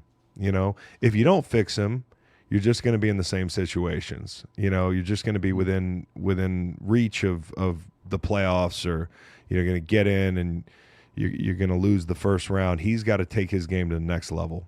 And I think Liam Cohen is the guy they're trusting to do that. But on the other end of things, Baker Mayfield, he deserves some sort of lifetime achievement award for having played now with like 7 or 8 coordinators in his short career. 8 coordinators in the last 8. You had Liam Cohen, Dave Canales last year, Ben McAdoo in Carolina, and Liam Cohen in L.A. in 2022 when he bounced to both teams. Alex Van Pelt in 21 and 22 in Cleveland. Todd Monken in 2019 in Cleveland, and Todd Haley and Freddie Kitchens in 2018 in Cleveland. So there you go. The guy has been around the block, and it's pretty impressive that he's been able to just kind of make it happen at a lot of those stops, and also come back from the dead, really, having played in Carolina and played for Freddie Kitchens and that sort of thing. Right. So, and with Liam Cohen, you can't really be surprised that he was going to take the Jags job and then going to stay with the Bucs, and then ended up taking the Jags job because in 2020 he was the Rams assistant quarterbacks coach. 2021 he was the Kentucky OC and quarterbacks coach. 2022 he was the LA Rams OC. 2023 he was the Kentucky offensive coordinator and quarterbacks coach. 2024 he's the Bucs offensive coordinator. Jeez. 2025 he will be the Jacksonville Jaguars. Try being head a coach. family member of a coach in the NFL. They probably people haven't ask me, do you unpacked want it. to coach? Whew. I'm like, yeah, I'd love to coach, but no. I love my family. Not to say these guys don't love their families, but it's just hard. It's hard out here. They probably got boxes that they're just unpacked before they have to pack them back up. Their kids are just constantly changing schools. Yeah. Coaches' kids have to be really resilient and cool because they got to Yeah. win over new friends at every stop. Right. It's like I always respect a coach's son Oh. until they get a job just because their dad was a coach. And then I call him a Nepo baby. You and what's his name that comments in the YouTube calls Bo a Nepo baby? Nepo baby Bo. There's this one guy that just kills Bo. Peter Paris. Peter Paris. Oh, That's shout out right. to Peter Paris. Just keep giving Bo shit. Even though I disagree with you, just keep giving him shit. He needs it. I do feel bad for Balky, though. I mean, you got fired after assembling the greatest team in Jaguars history. No, I know. Yeah, that's tough. Isn't that crazy? Like, that was your opinion 9 months ago, Shad Khan. Can you imagine? Well, he duped me. I bought drugs from an undercover cop. It's not my fault. It really is one of the worst run organizations. Their financial manager stole $22 million from them. Dude, it's wild. That dude was running up a gambling debt, right? He was. He should have tailed us. He never would have got caught. A good thing for But you know what he's got? Huh. 2 pretty good edge rushers. Yeah. I like those guys, man. I like those guys. Got a corner. Got a And corner. what did they do really well last year in Tampa Bay? They had 2 running backs, Rashad White and Bucky Irving. Mm-hmm. Like, used both of them really Yep. well. You got 2 of them in Jacksonville. Trevor Etienne and Tank Bigsby. There are some really attractive things about this job, but there are also some concerns. Chief among them, as Nolan would say, is Trevor Lawrence's development. Yep. Yep. So with that having been said, there's also reports that Brian Schottenheimer is the guy in Dallas. Is that He's real? had 2 interviews. I don't think in the last couple hours anything has been finalized, but he seems to be the leader down there in Dallas. Dude, talk about Jerry doing something that throws everybody off. Mhm. You thought he would go with some big splash hire, and Cowboys fans are like, what? And I like Shoddy. He was a OC Rams, right? with the Rams. We didn't have a lot of success. Now that could have been because we were just bad, and the owner was actively trying to get us to move to LA for a decade before the move. Actually, not a decade, but it could have been the fact that we weren't very good, but we didn't have great results. But Shoddy's been around. I think he was in Seattle, right? Where was he this year, Shoddy? The Cowboys. Cowboys still, yeah. UFC there, yeah. Yeah. 23. He's been in Dallas since 22. He was actually a Jaguars passing game coordinator. So he's not really 21. calling plays for the Cowboys. He's just probably a guy that Jerry said, "Hey, I like the dude." Mm-hmm. And Jerry again preferring the devil he knows, right? Like, Yeah. whether it's a Keep quarterback, it in the family. yeah, keep it in the family. Like, they've tried to do that thing that the Patriots have done at some different turns, where it's like keep it in house, but like it's just not as sexy when you're not winning. It's like, so we'll see, man. You'd imagine Dak is a fan of his too. Mhm. If Probably. you're gonna go that route. You got it. Dak's at this point in his career now where, like, who do you trust who in the Cowboys building with McCarthy gone do you trust most to make a call on a head coach? Like, it really is scary when you think about, like, the decisions that are being made in NFL buildings. Mm-hmm. Like, what makes Jerry Jones more qualified than somebody else to hire a head coach? You can ask that of any of these owners, but, like, it just feels like kind of scary. And when if I was Jerry Jones, I would ask Dak, like, what do you think? Yeah. And Especially, I mean, you're tied to him for yeah, there is no path where Jerry is happy with the outcome of this thing at the end of his life where Dak doesn't play well. Right. The next couple of years. Right. I mean, like, if Dak doesn't play well the next couple of years, you're going to be doing this again, and who knows at that point. So The last coach that has been hired in this cycle so far, Aaron Glenn to the New York Jets. That was the second coordinator from the Lions to get a job, and he's got to fill out his coordinators, and they have to decide what they want to do with Aaron. Devontae Adams. How does he marry that bridge with Garrett Wilson, who definitely wasn't happy the last couple weeks, months of the season?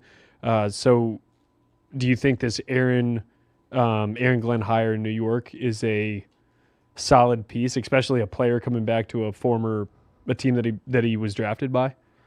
I don't know what you just asked. I'm Sorry. talking shit to a fan. I saw you text. I was trying to draw that out. It is cool that he gets to go back to the team that drafted him. Well, and it's That's wild because awesome. Pete Carroll drafted him in New York, and now they get head coaching jobs in the same cycle. And one thing, while Chris continues to troll the fans, Detroit does receive 2 compensatory third-round picks, which would be the end of the third round, as a clause in the Rooney Rule. Mm-hmm. So the Jets ride on. Yeah, I think with AG going there, what excites you as a Jets fan is, number one, the pieces you have already in place on that defense, with Glenn coming in. That's at it. a minimum.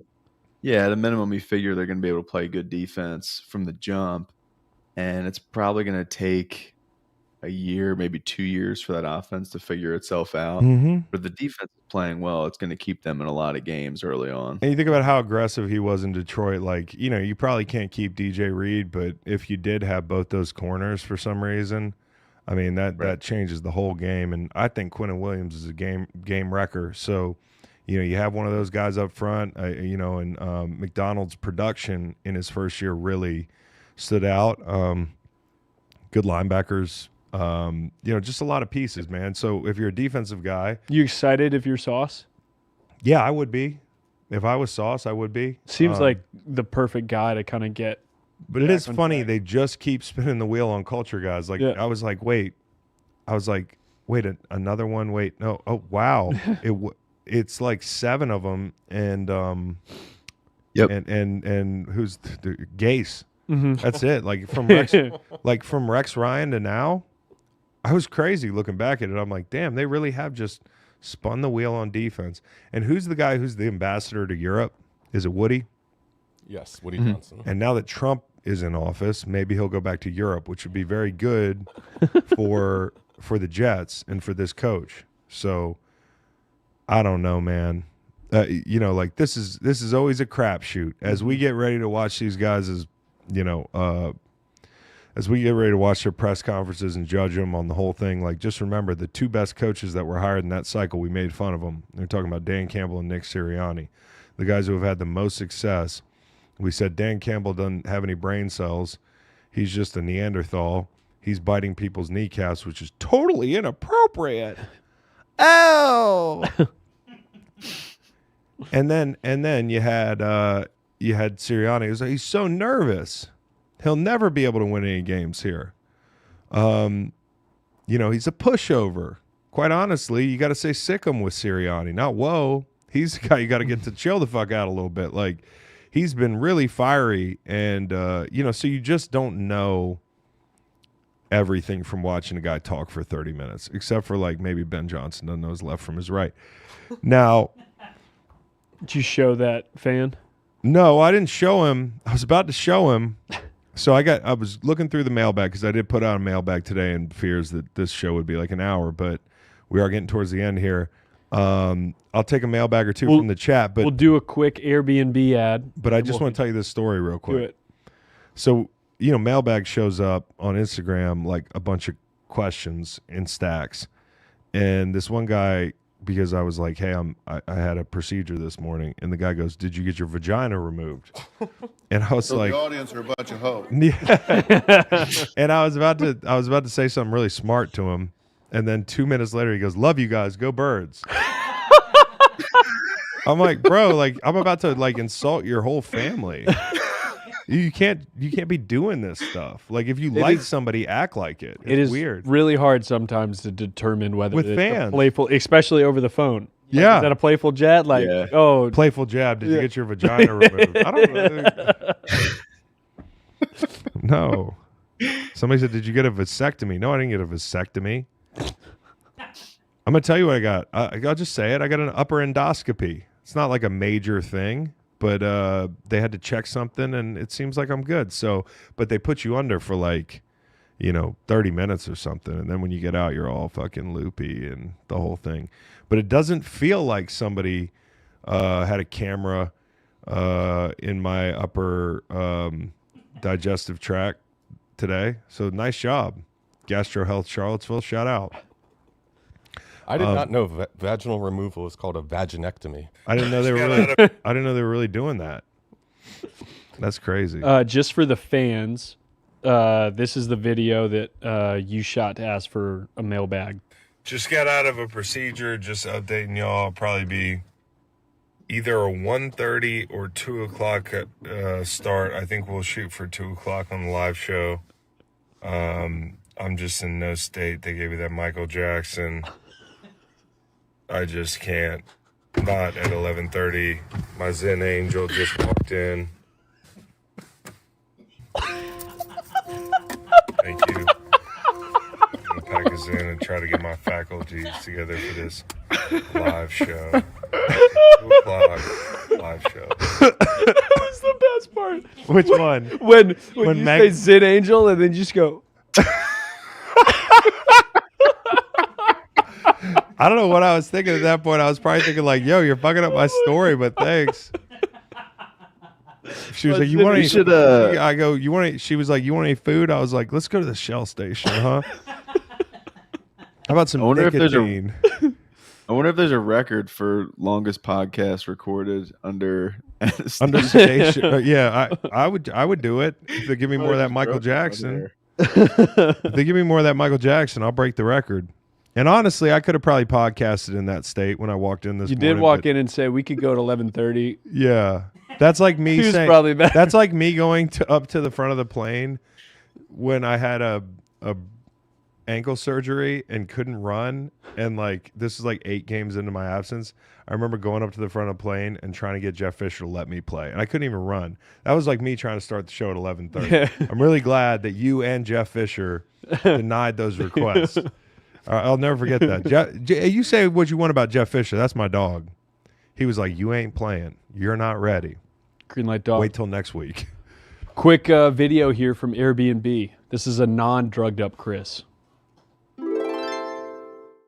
You know, my family and I, we like to go out west and travel in the summer sometimes, and we've gone to Montana for long stretches. And when we go out there, you know, it can be expensive to travel. You got 3 kids, you're lugging them across the country, the plane tickets add up. When you're gone, you know, you can be double dipping. You can be enjoying your vacation and making money at home. Passive income, my favorite kind of income. Your house might be worth more than you think it is with Airbnb. Find out more at airbnb.com/host.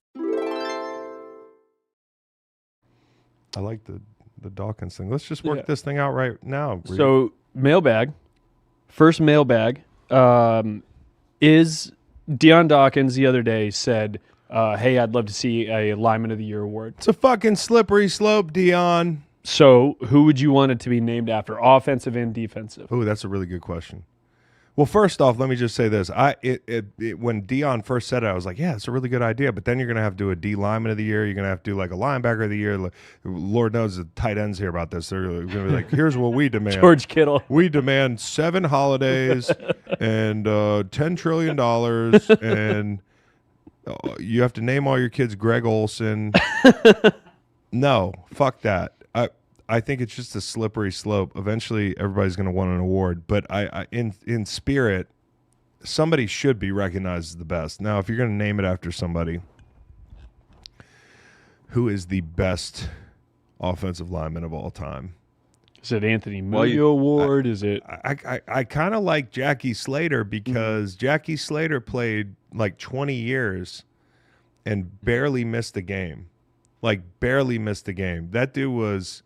Now, it helps that I'm buddies with Matt, and I got to know Jackie when he would come visit us when I was with the Rams. That dude, you want to talk about a dude that, like, defied all the stereotypes of if you play football afterwards, you're going to be incoherent, and you're not going to be like, this guy banged heads with people in the old days for 20 years straight, never missed a day, and he looks incredible. He's one of the smartest guys I know, and obviously 259 games played, 211 started. I mean, the guy was unbelievable. Now you could call it the Munoz Award. It could be the Walter Jones Award. It could be I don't know. There's a few names that you throw out there that when you say them, people are like, that guy could be the best ever. Steve Hutchinson in the chat. They threw out Steve Hutchinson. Orlando Pace. Orlando Pace. But Rowe. when I talk to guys that were from the generation right before me, like the vets, when I got in the league and I asked them like who the best tackle was, I always heard Walter Jones was amazing. Now I got to rush against Orlando Pace when he was a lot older and I was a rookie. I'll never forget the day I actually beat him with a pass rush. I was like, wow, don't expect to do that again. Thank you. And it didn't happen again. But that motherfucker was like a damn oak tree. Right. I mean, he's just huge, man. And, talk about like that generation of tackles that just were massive and kind of paved the way for today's tackles. And as the game became more of a passing game, but the guys were still huge. They were bigger than the guys in the 80s. Like Jackie Slater, and then, like I think Walter Jones and Orlando and those guys. Yeah. So you could call it like it could be a hyphenated award. Yeah. Yeah. And is it going to one guy, or is it going to the whole unit like they do in That's a college? good question. That's interesting. Now, if you start doing unit awards, that's a lot of fun. Yeah. And at that point, I mean, I would give it to the Eagles. Right. Eagles. And if it were an Offensive Lineman of the Year award, the most important position is tackle. What's the most important phase of the game these days? Passing. Who's the best pass blocking tackle in the NFL? Lane Johnson. I was at his house Tuesday. Number I think 65. I think that dude should be. I mean, but we got in this whole thing about Penei Sewell, and that's another thing when you talk about what Ben Johnson needs. I know they're going to tailor the scheme to fit who they have, but if they're drafting a tackle, one of the things that you need that tackle to be able to do is get out in the second level. Oh my God. Do we get a guest appearance? Dr. Fax is here. Coy. Hi, Coy. Let's go. Hi. Oh Fax. my gosh. Coy is making an appearance in the C block of the show. Come on. Coy, what's good? Hi. Do you want to say something? How do you feel about the Ben Johnson hire? Yeah. Yeah. This show just got a lot cuter. All right, next mailbag. Next Coy mailbag. sits in on mailbag. This one's dedicated to Coy. Biggest offseason questions for divisional round eliminated teams. So the Rams, Ravens, Texans, Lions is for the Rams, like Cooper obviously- Kupp, Matt Stafford. And There's your question. You saw it. Sean McVay said, like, we need clarity. We We need need drag it yeah. out like last season. We need to know. For the Ravens, is it the offensive line? Yo, for the Ravens, man, I think they have a few things that they could address. Like, obviously, linebacker is one thing. I think in a perfect world, eventually they go get a corner.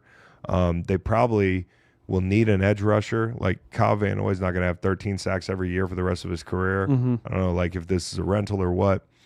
But I tend to think they need a little bit more in the passing game. Like, listen, and there's some people that are real tired of the Lamar apologists or whatever. You know, all these years we said, hey, we need to give him more in the passing game. And they gave him Derrick Henry, and that definitely helped, right? I mean, that's a big part of why he was in the running for the MVP. But it's not like he hasn't won him before. I think Zay Flowers being down in that playoff game really matters a great deal. It matters a great deal. I think Bateman's a nice player. I think Andrews has been a stud for a long time. Obviously, that was a tragic way for the season to end. Likely is really exciting for them. But I really think they could use a true number one, like a true number one. And listen, you can get a lot done with what you have now. You'll be in the dance every year. But the question is, can you win those games in the playoffs? And I think one of the most important things you can have in the playoffs is when it's a money down and you need to beat man coverage.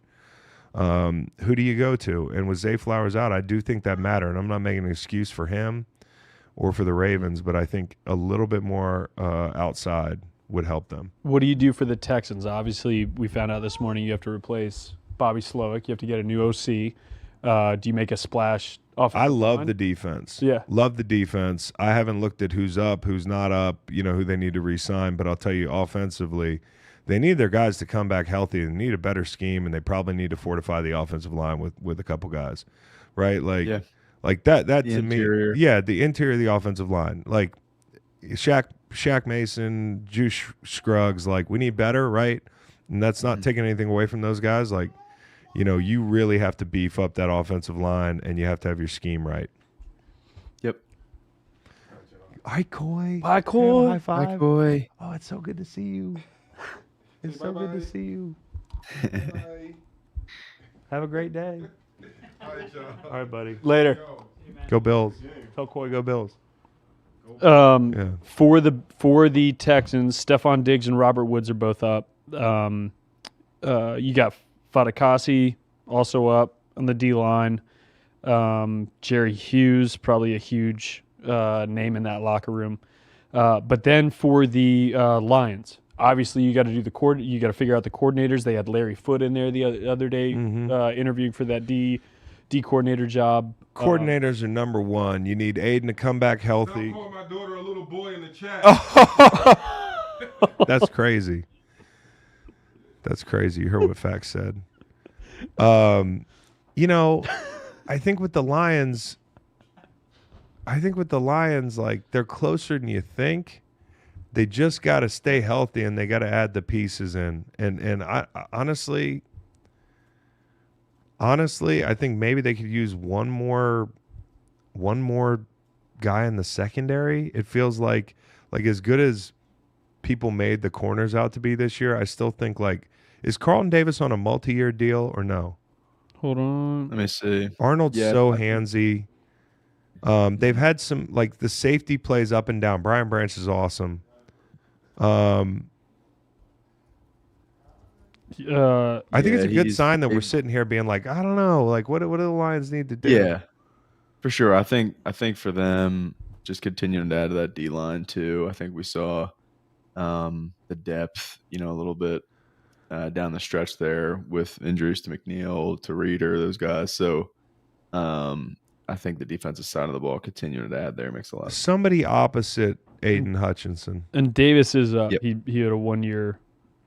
So whatever happens with Carlton Davis, that's key. John Kaminsky, Onwuzurike also up. Marcus Davenport. They're just going to have to keep filling in the cracks. Yep.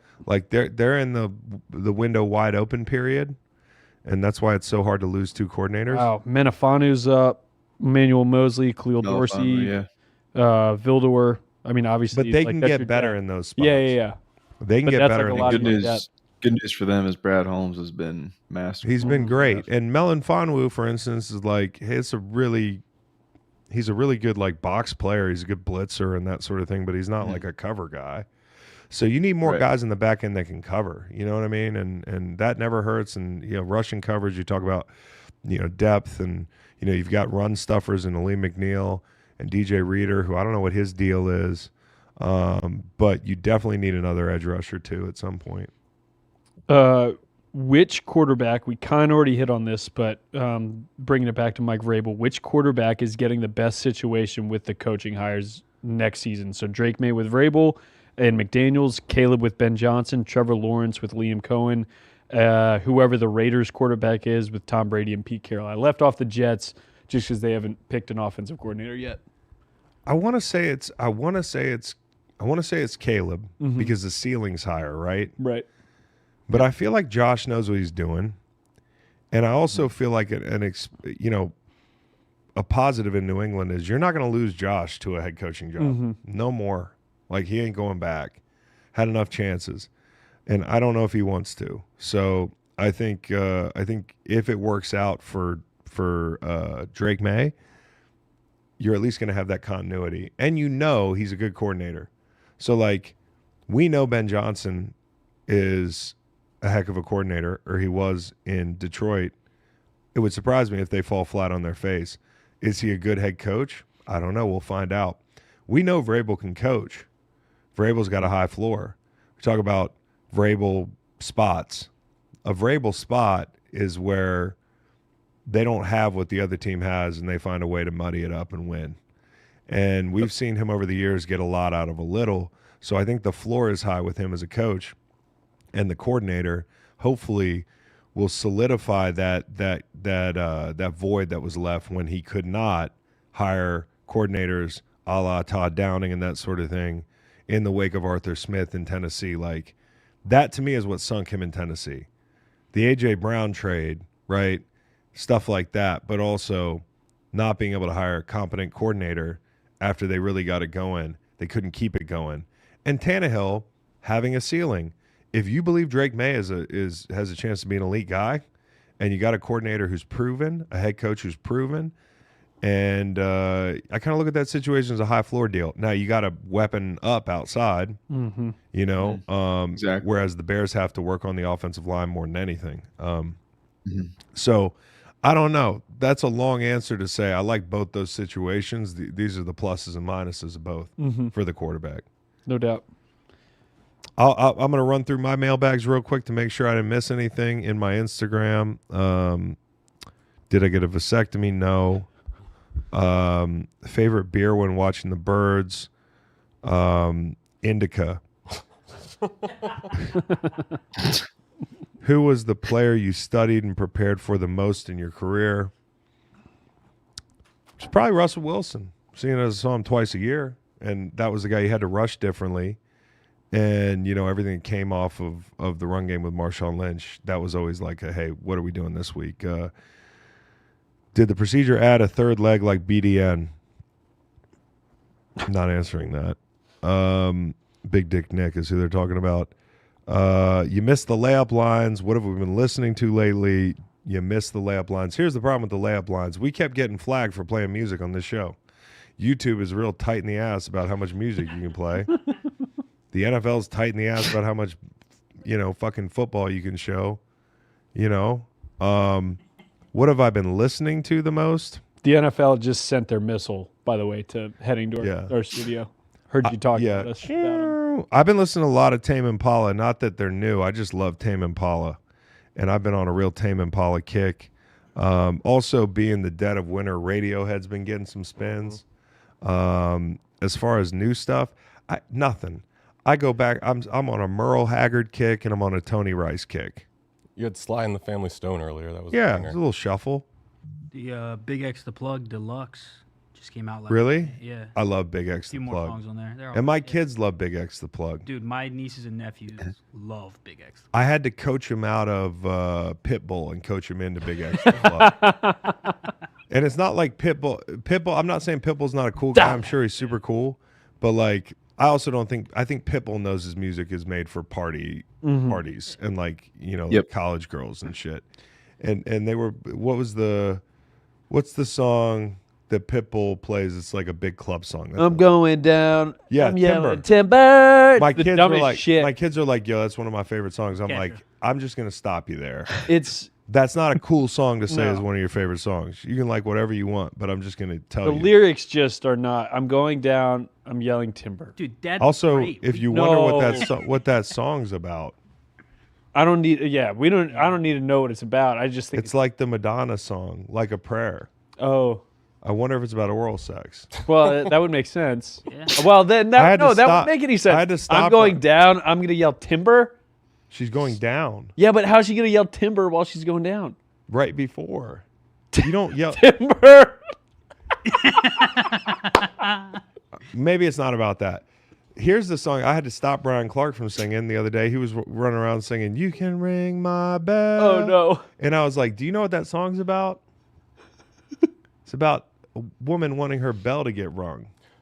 When I was teaching 8th grade, a song was super popular called WAP, Yeah. which I did not know what that I love the acronym way that you stood just for said at that. the Oh, time. wop. And so my 8th grade students, for like a project, made a parody song out of it that was wildly inappropriate. A WAP And we song. all pretended never existed once I realized what it meant. That is such a damn visual song. Isn't it? All right, last one. Is Macon related to Coach John Fossil? Which is We already went over Josh McDaniels' hire. Back at the link Sunday. Yes, I'll be there. Best locker room freestyle. William Hayes. I used to sit in the hotel room before games and listen to him freestyle, and they made no sense. Like, it wasn't like good. He would just go and go and go. I have him actually on tape, and I will pull some out. Will wants to come on the show more. Will's been talking about coming up and doing more content with us. Oh, yeah. And being on the podcast this offseason. So you probably get some more William Hayes this offseason. I want to plug an old show. Mm-hmm.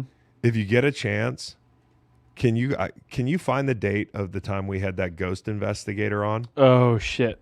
Yeah. This is like 4 or 5 years ago, but this is like during the dawn of this show. We had William Hayes come on. For anybody that doesn't know, that's my old teammate from St. Louis. He was the other defensive end, the other left end. And not only a great football player, one of the best personalities of all time. The funniest guy I've ever played with, hands down, not even close. Thought dinosaurs weren't real, thinks dinosaurs aren't real, believes in mermaids, just like an incredibly quirky cat. Like he went on one of those late night shows.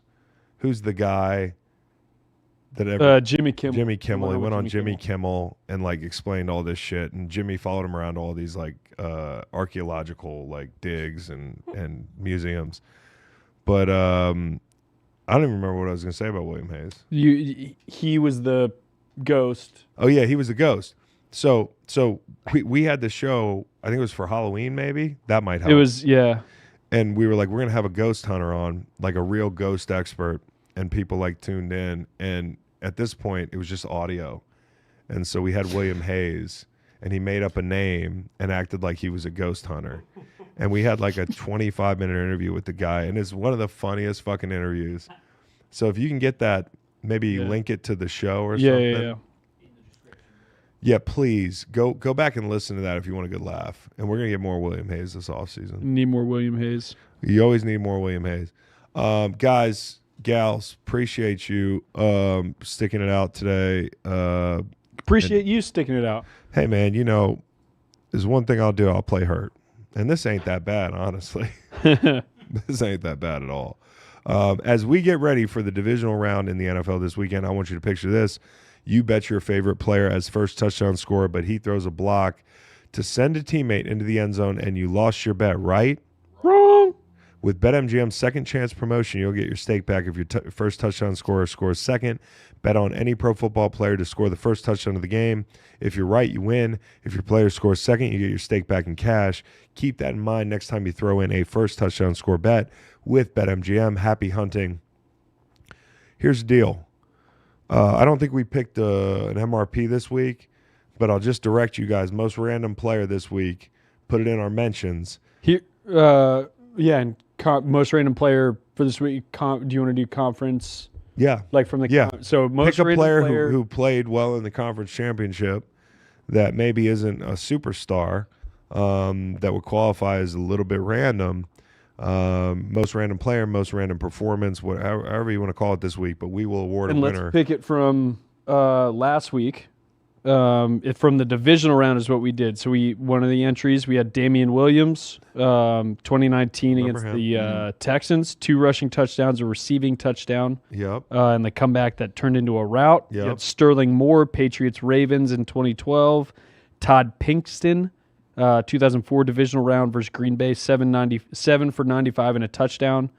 I used to kill people in Madden with Pinkston. Me too. My favorite player because it sounds like my name. Yeah, that's really good. Gabe Davis, the losing effort against KC, 201 yards, 4 touchdowns. Keanu Neal against the Birds in 2017 divisional I'm not gonna round. pick that one. People will be mad. R.W. McCorders, one of the best names in football, 2008 divisional round against the Cowboys. The pick in the end zone to seal it. Freddie Mitchell. Let's give it to Fred X. R.W. McCorders. Love it. Beat the Cowboys. That's Matt Roth. He's in the chat right now. Yo, shout out to Matt Roth. Congrats, You're just Matt. a loyal soldier, Matt. bro. I mean, you comment a lot in the chat, and I never see anything that really offends me. No, he's a homie. You got a pretty good hit rate in the chat. Hey, thank you so much for tuning in. Seriously, we are nearing the end of the season. There's less games. Like after Sunday, we're going to have one game to break down. We're going to do things a little differently next week. I'm trying to figure out what we'll probably do on Friday. It'll be a different kind of show. Different kind of show. Maybe there's an admin or something. Maybe we can do an admin or something. So, yeah, I mean, like we'll have some fun next week, late in the week. Maybe get the whole gang together. We'll be back on Monday, as we usually are, at 2:30. I will be nursing a hangover, win or lose. But I just can't thank y'all enough. Like, this is something like as I wake up this morning, I'm like, oh, fuck, I got to go. Like, the reason I want to still do this show on a day like today is because it's important to me to be consistent. It's important for me to deliver and, you know, bring you guys as much good information as I can ahead of a big weekend of football. And what makes it important is you guys expect it, and you guys have showed up every week all season long. Our podcast has grown a lot over these past, I mean, what, Reed, like 6 years now? Yeah, 6 football season for 6 football seasons, man. It's flown by. And every year we get incrementally better because of y'all. You make it easy to show up for work. Sometimes you make it hard by, you know, getting me agitated in the chat and that sort of thing. But it's never personal. I love all of you, and I really appreciate it. There's a lot of shows you could be listening to and watching. So thank y'all, and have a great weekend. Great weekend.